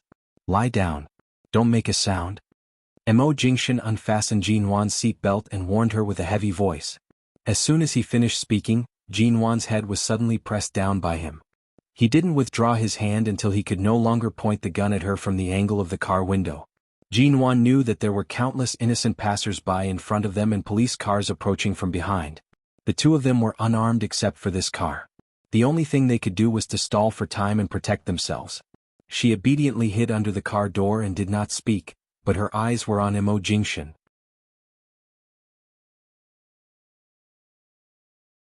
Chapter 508. Mo Jingshan had completely predicted their plan. There was no need for the car to be locked. The kidnapper outside had already fired 2 shots at the center of the car's lock. Even if it was locked, it would still be opened. Hearing the gunshots from the door, Jean Wan subconsciously stood up. The car door that normal bullets would not be able to penetrate was already smoking. At this moment, Mo Jingshan glanced at her, using his eyes to warn her not to move. They had guns but she and he did not. In such a situation they could either stall for time or be killed on the spot. Just as Jean Wan was wondering what Mo Jingshan was planning, she heard him say in a low and cold voice, "These 2 people's arms and legs are injured. They won't be able to drive for long. They need someone to drive and help them escape. This is a chance. Listen to me and don't move." Before Jean Wan could react, the front and back car doors were abruptly opened. One of the kidnappers jumped into the car, raising his gun and pressing it against Mo Jingshan's head. The other kidnapper also pointed his gun at him. "If you want to live, drive the car and find a way out." As expected, it was exactly as Mo Jingshan had said. The moment she saw the cold muzzle of the gun pointed at Mo Jingshan's head, The same fear she felt 3 years ago in Cambodia surged into her heart. Jinwan raised her hand to cover her mouth, trying her best not to make a sound. However, the car was only so big. She was a living person squatting in the front passenger seat. Naturally, they would see her immediately. The two kidnappers coldly glanced at her and continued to press the gun harshly against Mo Jingshan's head. Mo Jingshan's features were cold and indifferent. Without any other expression, he raised his hands to indicate his agreement. The two kidnappers saw that he did not resist and thought that he was afraid. As the sirens of the police cars approached, they exchanged glances and jumped into the car, closing the doors. One of them continued to point the gun at the back of Mo Jingshan's head, while the other pointed the gun at Jinwan. Jinwan stared at the gun. She turned to see Mo Jingshan mouthing 3 words to her, "Don't move." The kidnappers had been chased by the entire city police force for who knew how long. They were injured and reeked of blood. They could kill the two of them at any time in a fit of anger and then drive away. Even if they couldn't drive far due to their injuries, it was still better than leaving their fate in the hands of a stranger. Right now, Mo Jingshan was gambling. He was gambling on their trust. He was gambling on their unfamiliarity with high cities' terrain. They had to find someone to drive them away. Jinwan also knew that these kidnappers were not joking around. She only stared at the black muzzle that was pointed at her. She heard them urging them to drive faster and saw them pull the trigger. If they continued to delay before the police arrived, the two of them would definitely be shot to death. Mo expressionlessly started the engine and drove. The two kidnappers said from behind, "The speed of this car is very fast." Fortunately, only the 2 tires at the back burst. It should only affect the speed a little. If we keep driving fast, we should be able to shake off the police cars behind us. As he spoke, the kidnapper who had the gun pressed against Mo Jingshan's head suddenly said coldly, "Hurry up and drive. Don't dilly-dally." At the same time, he pressed the barrel of the gun harshly against Mo Jingshan's shoulder as a threat. Such a familiar scene caused Jinwan's hands and feet to turn cold. She abruptly raised her eyes to say, "Don't you have to use your arms and shoulders to control the steering wheel while driving? If you press down on him like this, how is he going to drive?" The two men immediately focused their attention on Jinwan, who appeared to be completely powerless. "Yo, this little girl is quite hot." Mo Jingshan did not even furrow his brows when the gun was pressed against him. However, because Jinwan had attracted their attention, his gaze turned cold. He immediately gave her a warning look. "Hurry up and drive." The kidnappers heard the sound of a police car approaching. They felt that although the car's speed was fast, it deliberately avoided the vegetable market after exiting the highway. Instead, it turned into a small road by the side. This small road was not smooth and was filled with potholes. The bumpy road caused them to be extremely frustrated. "If the police car really catches up to us, I'll first kill your woman with a gun before killing you." The gun once again landed on his shoulder. This time it was smashed down. After the car gradually stabilized, Mo Jingshan said hoarsely, "Drive past a road and let her off. I'll bring you guys away." Jinwan abruptly turned to look at him. There was a short moment of silence in the car. However, the two kidnappers did not hesitate over whether they should let her go. Instead, one of them suddenly said, "Should we kill him first? I think this woman should know how to drive. Let her drive?" They saw that although the man driving was skilled, it was clear that he was just stalling for time. If this person was not honest, they might really be captured by the police. The cold barrel of the gun was pressed against Mo Jingshan's head. The kidnappers were about to move when Jinwan suddenly shouted, "I don't know how to drive. Even if you kill him, I won't drive." The kidnapper's movements paused. He immediately stared at her suspiciously. Jinwan found a sharp spot under the front passenger seat and slashed it harshly twice. She then raised her hand that was covered in red marks and was even leaking blood to show them. She then raised the wound on her neck to show them. "This is my car. The person driving is the chauffeur I hired. I went out to participate in an outdoor activity and accidentally suffered some external injuries. I was just about to ask the chauffeur to send me to the hospital to bandage them up.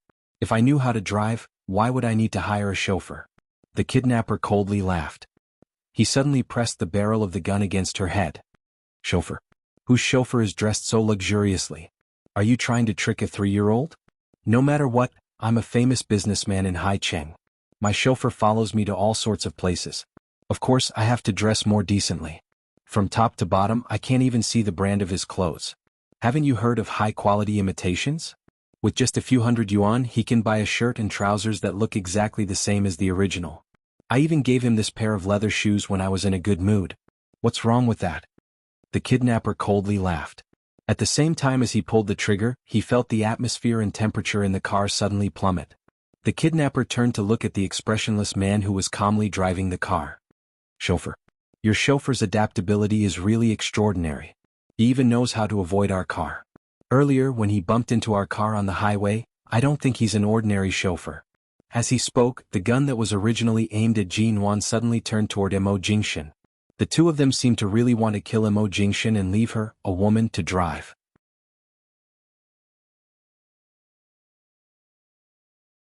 Chapter 509.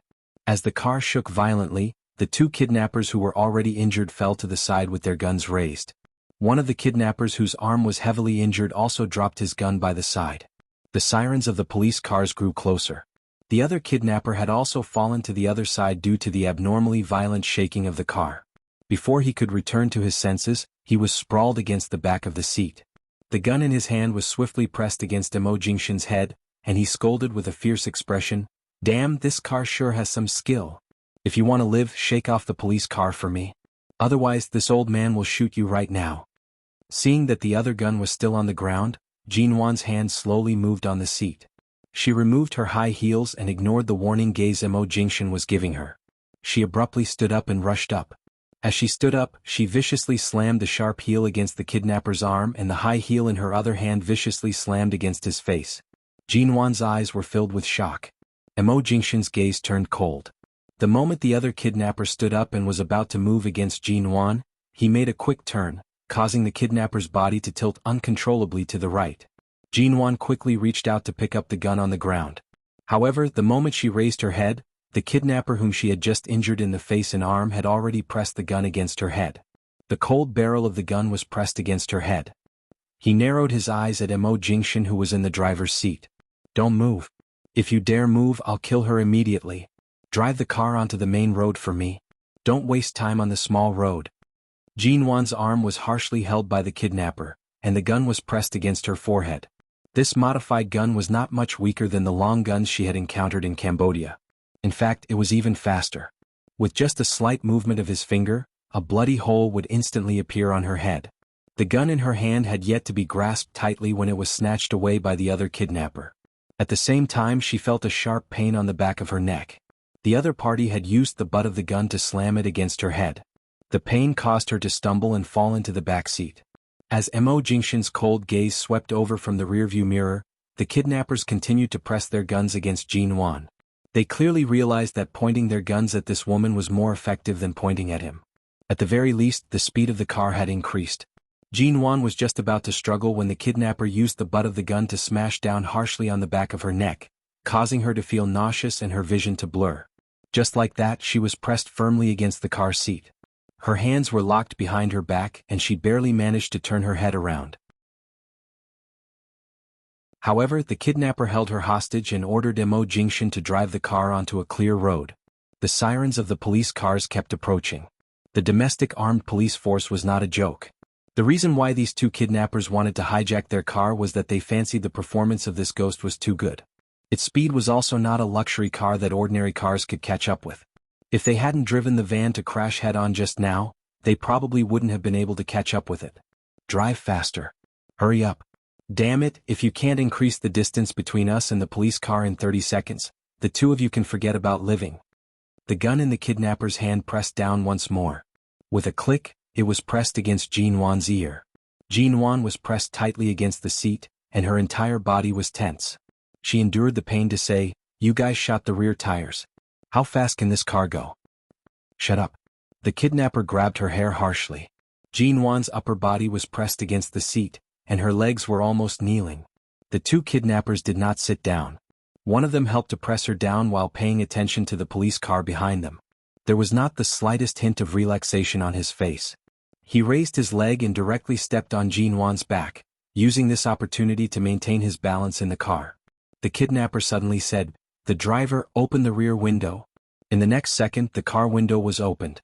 The kidnapper, whose face was covered in blood from Jin Wan's heel earlier, turned around and raised his gun toward the police car, chasing them relentlessly. With a ping sound he fired a shot. The bullet didn't hit the tire of the police car, but at least it could be seen that the police knew that they had hijacked the car and knew that there were people in the car that they had hijacked, so they couldn't shoot them. He immediately sneered and said, "Drive to the road with fewer cars and drive as fast as you can." Ever since Jinwan was pressed against the back seat by the two of them, Mo Jingshan's gaze was cold. He did not speak, nor did he quickly turn the car around. He was afraid that the two of them would attack her again in a fit of anger. In a situation where they did not have any weapons, they were all made of flesh and blood. At this moment, anyone under the muzzle of a gun was akin to meat on a chopping board. The man did not bat an eyelid as he increased the speed of the car. The distance between them and the police car grew.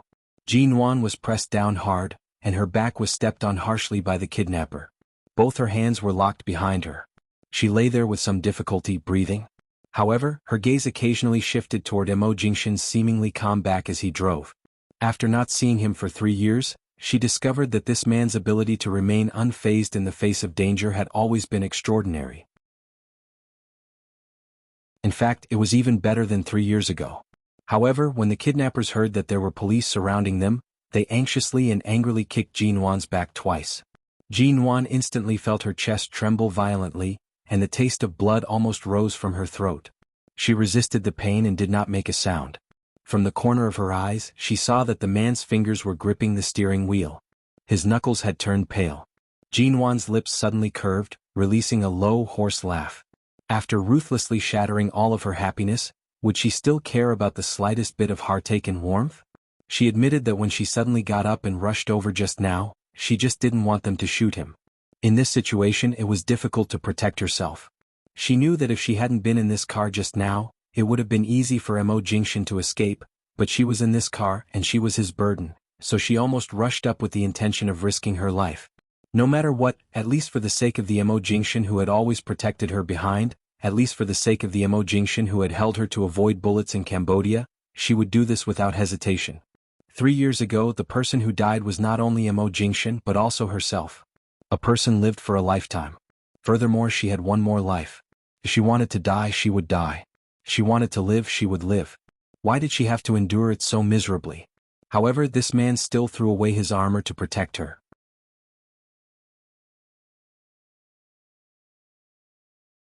Chapter 5:10. Through the rearview mirror their gazes met. Jinwan smiled at him, and a single tear fell from the corner of her eye, flowing down the side of her nose. The smile on her lips did not change. Mo Jingshan watched her, and his gaze deepened inch by inch. At this moment the kidnapper noticed that their eyes met. He thought that the two of them had a tacit understanding to resist and immediately smashed the butt of the gun against Jinwan's head. As she groaned in pain, he abruptly tugged at her hair and gave her a harsh slap, scolding, "Turn your head away." Jinwan's face was filled with rage. The kidnapper's face was filled with rage as he cursed, "Turn your head away." Jinwan's head was instantly pressed to the side. Her body was almost twisted from the pressure, and she gritted her teeth in pain. Her body trembled. Mo Jingshan watched as blood slowly flowed from Jinwan's head to the back of her neck, dyeing her clothes red. At this moment his gaze turned even colder. He drove the car to 180 kilometers per hour, speeding toward the deserted Binhai road. The kidnapper's face was injured by Jinwan earlier, and half of his face was covered in blood. When he saw that the woman was struggling to resist, he immediately revealed a bloodthirsty smile. "Little girl, he's not a driver at all. The two of you are a couple, aren't you?" Jinwan's head was pressed against the back of the seat. She closed her eyes and took a deep breath, hoarsely saying, "No." Still so stubborn? Earlier on, in order to save this man, you didn't even care about your own life. It's clear that you want to fight us to the death. However, if you want to fight us to the death with those thin arms and legs of yours, this old man won't even need a gun. I can press you down with my bare hands." As he spoke, the kidnapper fiercely tugged at her hair again. Seeing that half of Jinwan's face was swollen from the earlier blow, he directly pressed the muzzle of the gun against her face. His gaze was roguish and filled with viciousness as he said, "Tell me, when I open fire, should I first shoot through your head? Or should I just shoot you in the face with your delicate skin and tender flesh? Shoot on both sides of your face, leaving a bloody hole on each side. It must look good, right?" There was a faint scent of blood in the car. He wasn't sure if it was the kidnapper's blood or the blood from Jinwan's head that had been smashed by the gun butt. Jinwan closed her eyes and said calmly and depressingly, Didn't I drive you to escape? The car kept speeding up. Why are you in such a rush to kill me? If you really kill me, I'm afraid that both of you will die today. The kidnapper, however, laughed loudly. He tugged at her hair and forced her head to tilt back. Baby, such a fierce character doesn't match your enchanting and sexy little figure at all. If you had begged for mercy, perhaps we could have given you a quick death on account of your soft and tender skin. One shot and it'll be over. You won't even feel any pain before you go straight to hell. What a pity your character makes this old man want to bully you for a while longer. As he spoke, the kidnapper purposely moved his hand down her hair. When he touched Jinwan's waist, he narrowed his eyes and moved the gun that was originally pressed against her face down, pressing against her chest. He touched her waist with one hand and used the gun to draw circles on her chest with the other. Sensing that she was trembling from anger, he smiled and said, "If it wasn't for the fact that we're in a rush to escape, this old man would definitely press you down in this car and teach you a good lesson." The meaning behind his words was extremely clear. At this moment, Mo Jingshan continued to increase the speed of the car while speaking in a heavy tone. "If you want to escape, don't touch her." The kidnapper coldly laughed as he pressed Jinwan down firmly. The gun was once again pressed against her temple, and he unhurriedly stepped on her back. He laughed and whistled, turning to look at Mo Jingshan. "All right, if you drive the car above 220, I won't touch her. If you're any slower, I'll rip apart her clothes. Give her a good kiss. Even if you end up dying with us, this old man can be considered to have died under a peony flower. Even if I die, I'll die happily." The car indeed increased in speed. The man driving was unusually calm. However, right now their lives were in his hands. They were only threatening each other. They had guns while he had a car. They could kill and he could bring them away. Jinwan knew that at a time like this, her half-baked skills were completely useless. She heard the kidnapper's proud whistle and felt the two kidnappers' gazes moving down her back bit by bit, as though they were sizing up her figure. Their gazes paused on her waist, and they used their hands to touch it with ill intentions. In an instant, goosebumps rose all over her body. All of a sudden, Mo Jingshan drove the car onto a large road. The two kidnappers noticed that the speed of the car had indeed reached 220 kilometers per hour, or even faster. They glanced back at the police cars that were almost out of sight, and then at the sea not far from the car window. They narrowed their eyes and asked, "Where is this?" "Binhai Road." Mo Jingshan's tone was mild. Hearing the words Binhai Road, Jinwan directly laid there unmoving, no longer resisting. A familiar scene flashed past her eyes. She remembered this place. Such a wide road, it's obvious that it's newly built. The surroundings aren't bad either. Why isn't there a single car? The kidnappers suspected that there was a trap. They pointed their guns at Jinwan as they asked sternly. This road was completed several years ago. However, because there are a few sections between this road and the expressway that haven't been demolished, it's impassable. From here to the city, we have to take a detour of 10 kilometers before we can enter. Gradually, no one is willing to take a detour on this road. Mo Jingshan's voice was calm, but there was a hint of coldness in it. Listening to his patient explanation, it was likely that he had no choice but to be so obedient because his woman was being held hostage by them. The two kidnappers immediately smiled proudly. When they looked back, they could no longer see the police cars. For a moment, they forgot about the important word, detour, that Mo Jingshan had mentioned.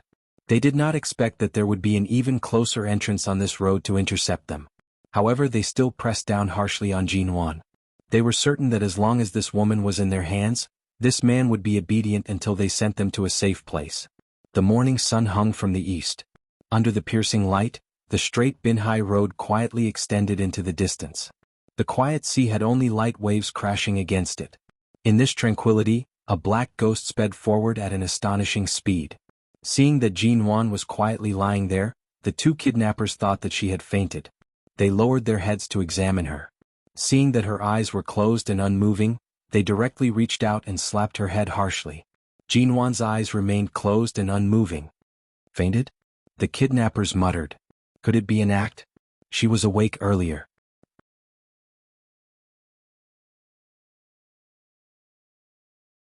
Chapter 511. The kidnapper instantly tore off the clothes on her shoulders. The thin summer dress produced a crisp tearing sound. In an instant, Jinwan's entire back was exposed, leaving only the pathetically thin buttons of her underwear sticking to her back. Jinwan remained motionless.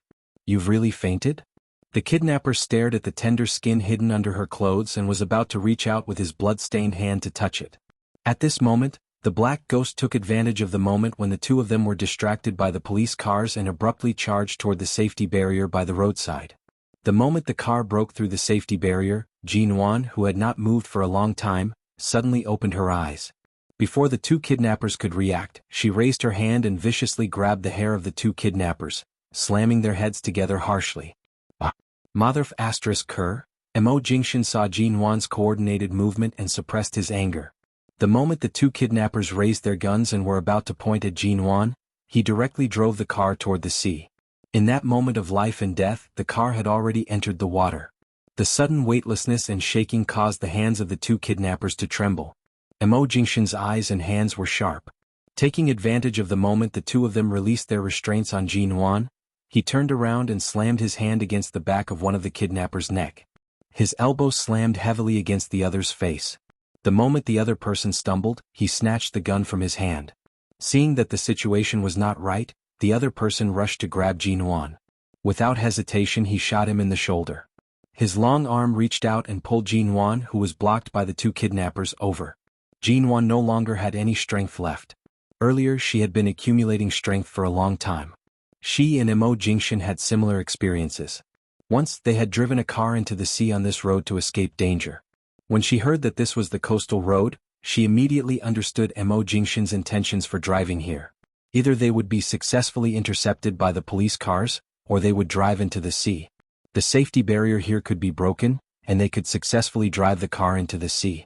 As long as they entered the sea, the two of them would definitely reveal their flaws in their frantic attempts to escape. If they were not good at swimming, it would be even easier to shake them off. The moment the man wrapped his arm around her waist and brought her back into his embrace, Jin Wan's hair was still stained with blood. Her vision flickered as she watched the two kidnappers struggle over to fight. At this moment, Mo Jingshan had already created enough opportunities. His movements and awareness did not falter in the slightest.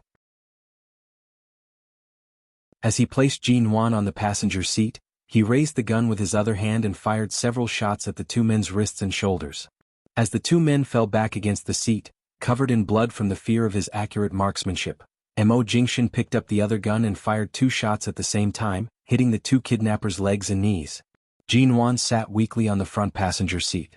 She could only hear the gunshots. She opened her eyes slightly to see the cold killing intent in Mo Jingshan's eyes. She glanced to the side and saw that although the two kidnappers were not fatally wounded, their limbs had been crippled and they were convulsing in pain as they lay on the back of the car. Blood dyed half the car and the blood flowed freely. The moment the car entered the sea, because the lock on the car door was broken, the seal was destroyed. Water quickly entered the car. Thankfully, the windows were open and Mo Jingshan managed to open the car door in time. The two kidnappers were covered in blood as they sat there paralyzed. They could only watch as the car quickly filled with water and sank into the sea. The two of them widened their eyes in fright. Their eyes were about to pop out of their sockets. Mo Jingshan carried Jin Wan, who was sitting on the passenger seat and had no strength left, out of the car. Jin Wan knew how to swim, but at this moment she did not have the ability to swim up on her own. Her entire body was held firmly in the man's embrace. The sea appeared calm, but traces of blood floated out of the car. The car sank quickly in the sea. This time the two of them escaped from the sea very quickly. Mo Jingshan swiftly carried the weak Jin Wan out of the sea. Earlier, Jin Wan did not manage to hold her breath and choked on the water. She coughed violently and leaned weakly against his embrace. She wanted to speak but could not speak. She raised her eyes to see that the police cars had surrounded them. The two kidnappers would definitely be fished out. Whether they lived or died was no longer their concern. All of Mo Jingshan's methods of dealing with the kidnappers and the places he had shot were all within the scope of legal self-defense. Before they were carried out of the sea, Mo Jingshan removed his jacket and covered her body with it. Without a word, he brought her out of the sea and carried her ashore. The sirens of police cars lingered around, and several SWAT officers came over to ask if they were all right. At this time, Yen Gu also rushed over from another car. When he saw Jin Wan in Mo Jingshan's arms, covered in blood and seawater, he asked in disbelief, "Sister Wan? Why is it you guys?" Mo Jingshan ignored the other police officers. He only glanced at Yen Gu as he rushed over. At the same time, he caught a glimpse of the car that Yen Gu had been driving ever since they left the Mo home last night. It was Jean Wan's car that was parked among the countless police cars. Car keys. He raised his hand, expressionlessly speaking to Yengu. Yengu was startled. Logically speaking, in such a situation, he should have immediately brought them to the police car to give their statements. After all, they had just been kidnapped. However, when he saw that Jean Wan seemed to be injured, he subconsciously pulled out the car keys. After receiving the keys, Mo Jingshan directly carried Jean Wan over. He opened the car door and placed her in the front passenger seat. Under the astonished gaze of the police officers, he expressionlessly sat in the driver's seat. Jean Wan's entire body was covered in blood. It was as though she was in pain everywhere. She sat in the front passenger seat and did not speak. She only glanced at the calm sea not far away. Almost as soon as he closed the door, Mo Jingshan abruptly stepped on the accelerator. The small white car that she usually drove at a slow speed was like an arrow released from a bow. Carrying the man's exceptionally cold gaze and Jean Wan's pain and complicated emotions, it turned back to the seaside road and drove into the distance. Mo Jingshan expressionlessly gripped the steering wheel. He did not say a single word, nor did he look at her. He only stepped heavily on the accelerator, and the frantic sound of the accelerator was as though he was shouting himself hoarse. The scenery outside the window could barely be seen clearly. It flashed past her eyes. Jean Wan did not ask him to slow down. She was also almost speechless. It was as though the moment she opened her mouth, the stench of blood would rush out from her chest.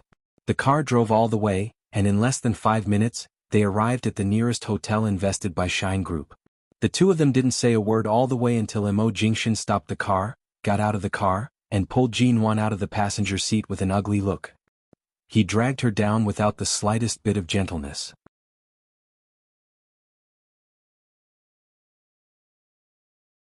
Chapter 5:12. Mo Jingshan walked in and instructed the hotel staff to immediately call the doctor over. He then heavily dragged her into the elevator and pushed her against the glass wall. The moment the elevator doors closed, he pressed her down tightly. Between gritted teeth, he asked her, "Jean Wan, did I tell you not to move?" His voice was as cold as a blade. It was no longer as calm and composed as before. It was clear that he had already lost control. Jean Wan's back slammed against the glass wall of the elevator painfully. Her wrist was also instantly gripped in pain. She stood in her spot and did not speak. Yes, he had said it before. Tell her not to move. Afterward, he mouthed a warning to her not to move. It was not the first time he had said this, but she still moved. Because in that instant, the two kidnappers had already fired at him. They wanted to kill him. She did not want this man anymore, but that did not mean that she had never loved this man. She could not watch him die. She did not want to see his wounded back and neck suffer any more harm. That was why she had rushed up, seeking an opportunity to snatch the gun away. That's right, her skills were very poor. She was not strong and she did not have the confidence. However, she had still been rash. Her rash actions had caused him more trouble. Originally, Mo Jingshan had planned to cooperate with the police to stop them at an intersection on Hai Road. In the end, because of her, he had driven the car into the ocean. She had been injured and angered the kidnappers. She had almost died in their hands. Mo Jingshan's anger had already burned away his rationality. Her silence could not extinguish his anger and instead added fuel to it. He pressed down hard on her shoulders. When the elevator stopped, he pulled her to the door, opened it and pushed her in. Jean Wan's steps were unsteady as he pushed her into the bathroom. The shower head was aimed at her head. He turned on the switch and cold water suddenly sprayed out, splashing all over her body. Jean Wan did not resist. She waited until the water in the shower gradually heated up and reached a suitable temperature, warming up her body that had been chilled by the seawater. As her body gradually regained its warmth, the scent of the two kidnappers on her body was also washed away. The blood on her head and body was also washed away. However, her heart suddenly felt a wave of boiling heat. The man stood under the water with her, his soaked shirt wrapped around him. He grabbed her chin cruelly and forced her to look at him. "I've been planning for 3 years just to change the course of your life. I wanted you to live well, not to send you to your death." The man in front of her panted heavily, and every word he said pounded on her heart. Jean Wan instantly stared at him in a daze. It was as though something that had been puzzling her for a long time was finally reconnected. She stared at the man in front of her in a daze. The water in the shower kept pouring down. She stared at the man with her wet eyes and felt that all the blood in her body had frozen. Su Jilan died in exactly the same way as she did in her previous life. After Ji Mengran went missing, she was homeless and even sold by human traffickers. She almost lost her life. In her previous life, everything that had happened to her was related to the two of them, but all the paths she had taken and all the obstacles in her life seemed to have been forcibly transferred to them. The starting point of her life, divorce and return to the position she belonged to? A new life, a new life? Was that what he meant? Was that it? The man held her chin. I should have stopped you from coming back. I should have used the most vicious and unpleasant words in the world to attack you. Even if I hurt your heart to pieces, as long as you give up, as long as you obediently live a happy life with a new person, as long as you don't appear in front of me again. Mo Jingshan's eyes were almost dyed red from the fear and anger that he had almost personally watched her send herself to her death. Jin Wan had seen him lose control before. But she had never seen him lose control like this. Hadn't he always been very calm? Damn that calmness. He stared at her and asked, I'm willing to bear all the separation even if you hate me for the rest of your life as long as you learn how to live a better life. As long as it's for your own good, I'm willing to do anything. But why did you come back? The sprinkler gradually turned on and more water poured down. For a moment, Jin Wan couldn't see his face clearly through the curtain of water. She could only stand under the water as if she had been petrified, letting the warm water wash away all the coldness from head to toe. Mo Jingshan was full of anger, but he had nowhere to vent it. Seeing her standing motionless under the water with a blank look on her face, his reason was finally completely annihilated. He picked her up and pressed her against the cold wall behind the curtain of water. You'll never learn to be obedient, will you? You don't know how to cherish your life, do you? What on earth do you want from me? Jin Wan, what else do you want from me? He gritted his teeth. His breath was very heavy, brushing against her face. His eyes were bloodshot and his whole body was trembling. He had never been so embarrassed before. Even when he was in Cambodia, even when he was covered in blood and almost killed in that car accident, he had never been so embarrassed. He peeled away all the forbearance and suffering word by word, as if he was peeling away the cruel shell layer by layer. But she was right. The past was the past. Things were different now. She didn't even want to know the reason why he forced her to divorce and cruelly and heartlessly pushed her away. So what if he knew? He was prepared to be alone for the rest of his life. He just wanted to watch her live well from a distance. He wanted to see her learn to grow up, become strong and gradually become indestructible. He wanted to see her not die one day at the age of 30, nor would she suddenly disappear one day because of the change in her life. He just wanted her to live a safe and stable life. But she insisted on appearing in front of him again and again, making him unable to bear it and making him lose control several times. He wanted to approach her but didn't know how to pull back the woman he had hurt with his own hands. He wanted to recover this lost land of hers, but he knew that she had been hurt so badly that she had almost forgotten her feelings. For the first time in Mo Jingshan's life, he didn't know what to do with her. He was helpless. The sound of water from the shower continued to ring in his ears. Jin Wan stared at him with her black and white eyes. She opened her mouth but couldn't say a word. She suddenly smiled and the smile on her lips grew wider. She seemed calm but her eyes were fixed on him. She did not shout herself hoarse, nor did she show any anger, fear or doubt. She only stared at him with a pair of red eyes, and her face was covered with droplets of water. It was hard to tell whether she was crying or laughing. Mo Jingshan felt as if he had been hit in the head with a stick. At this moment, a string in his brain seemed to have completely broken. It was as if all reason had been burned away. The man's eyes were bloodshot. He suddenly lowered his head and kissed her hard. You're tuning in to the Han Lee's Wuxia Adventures YouTube channel.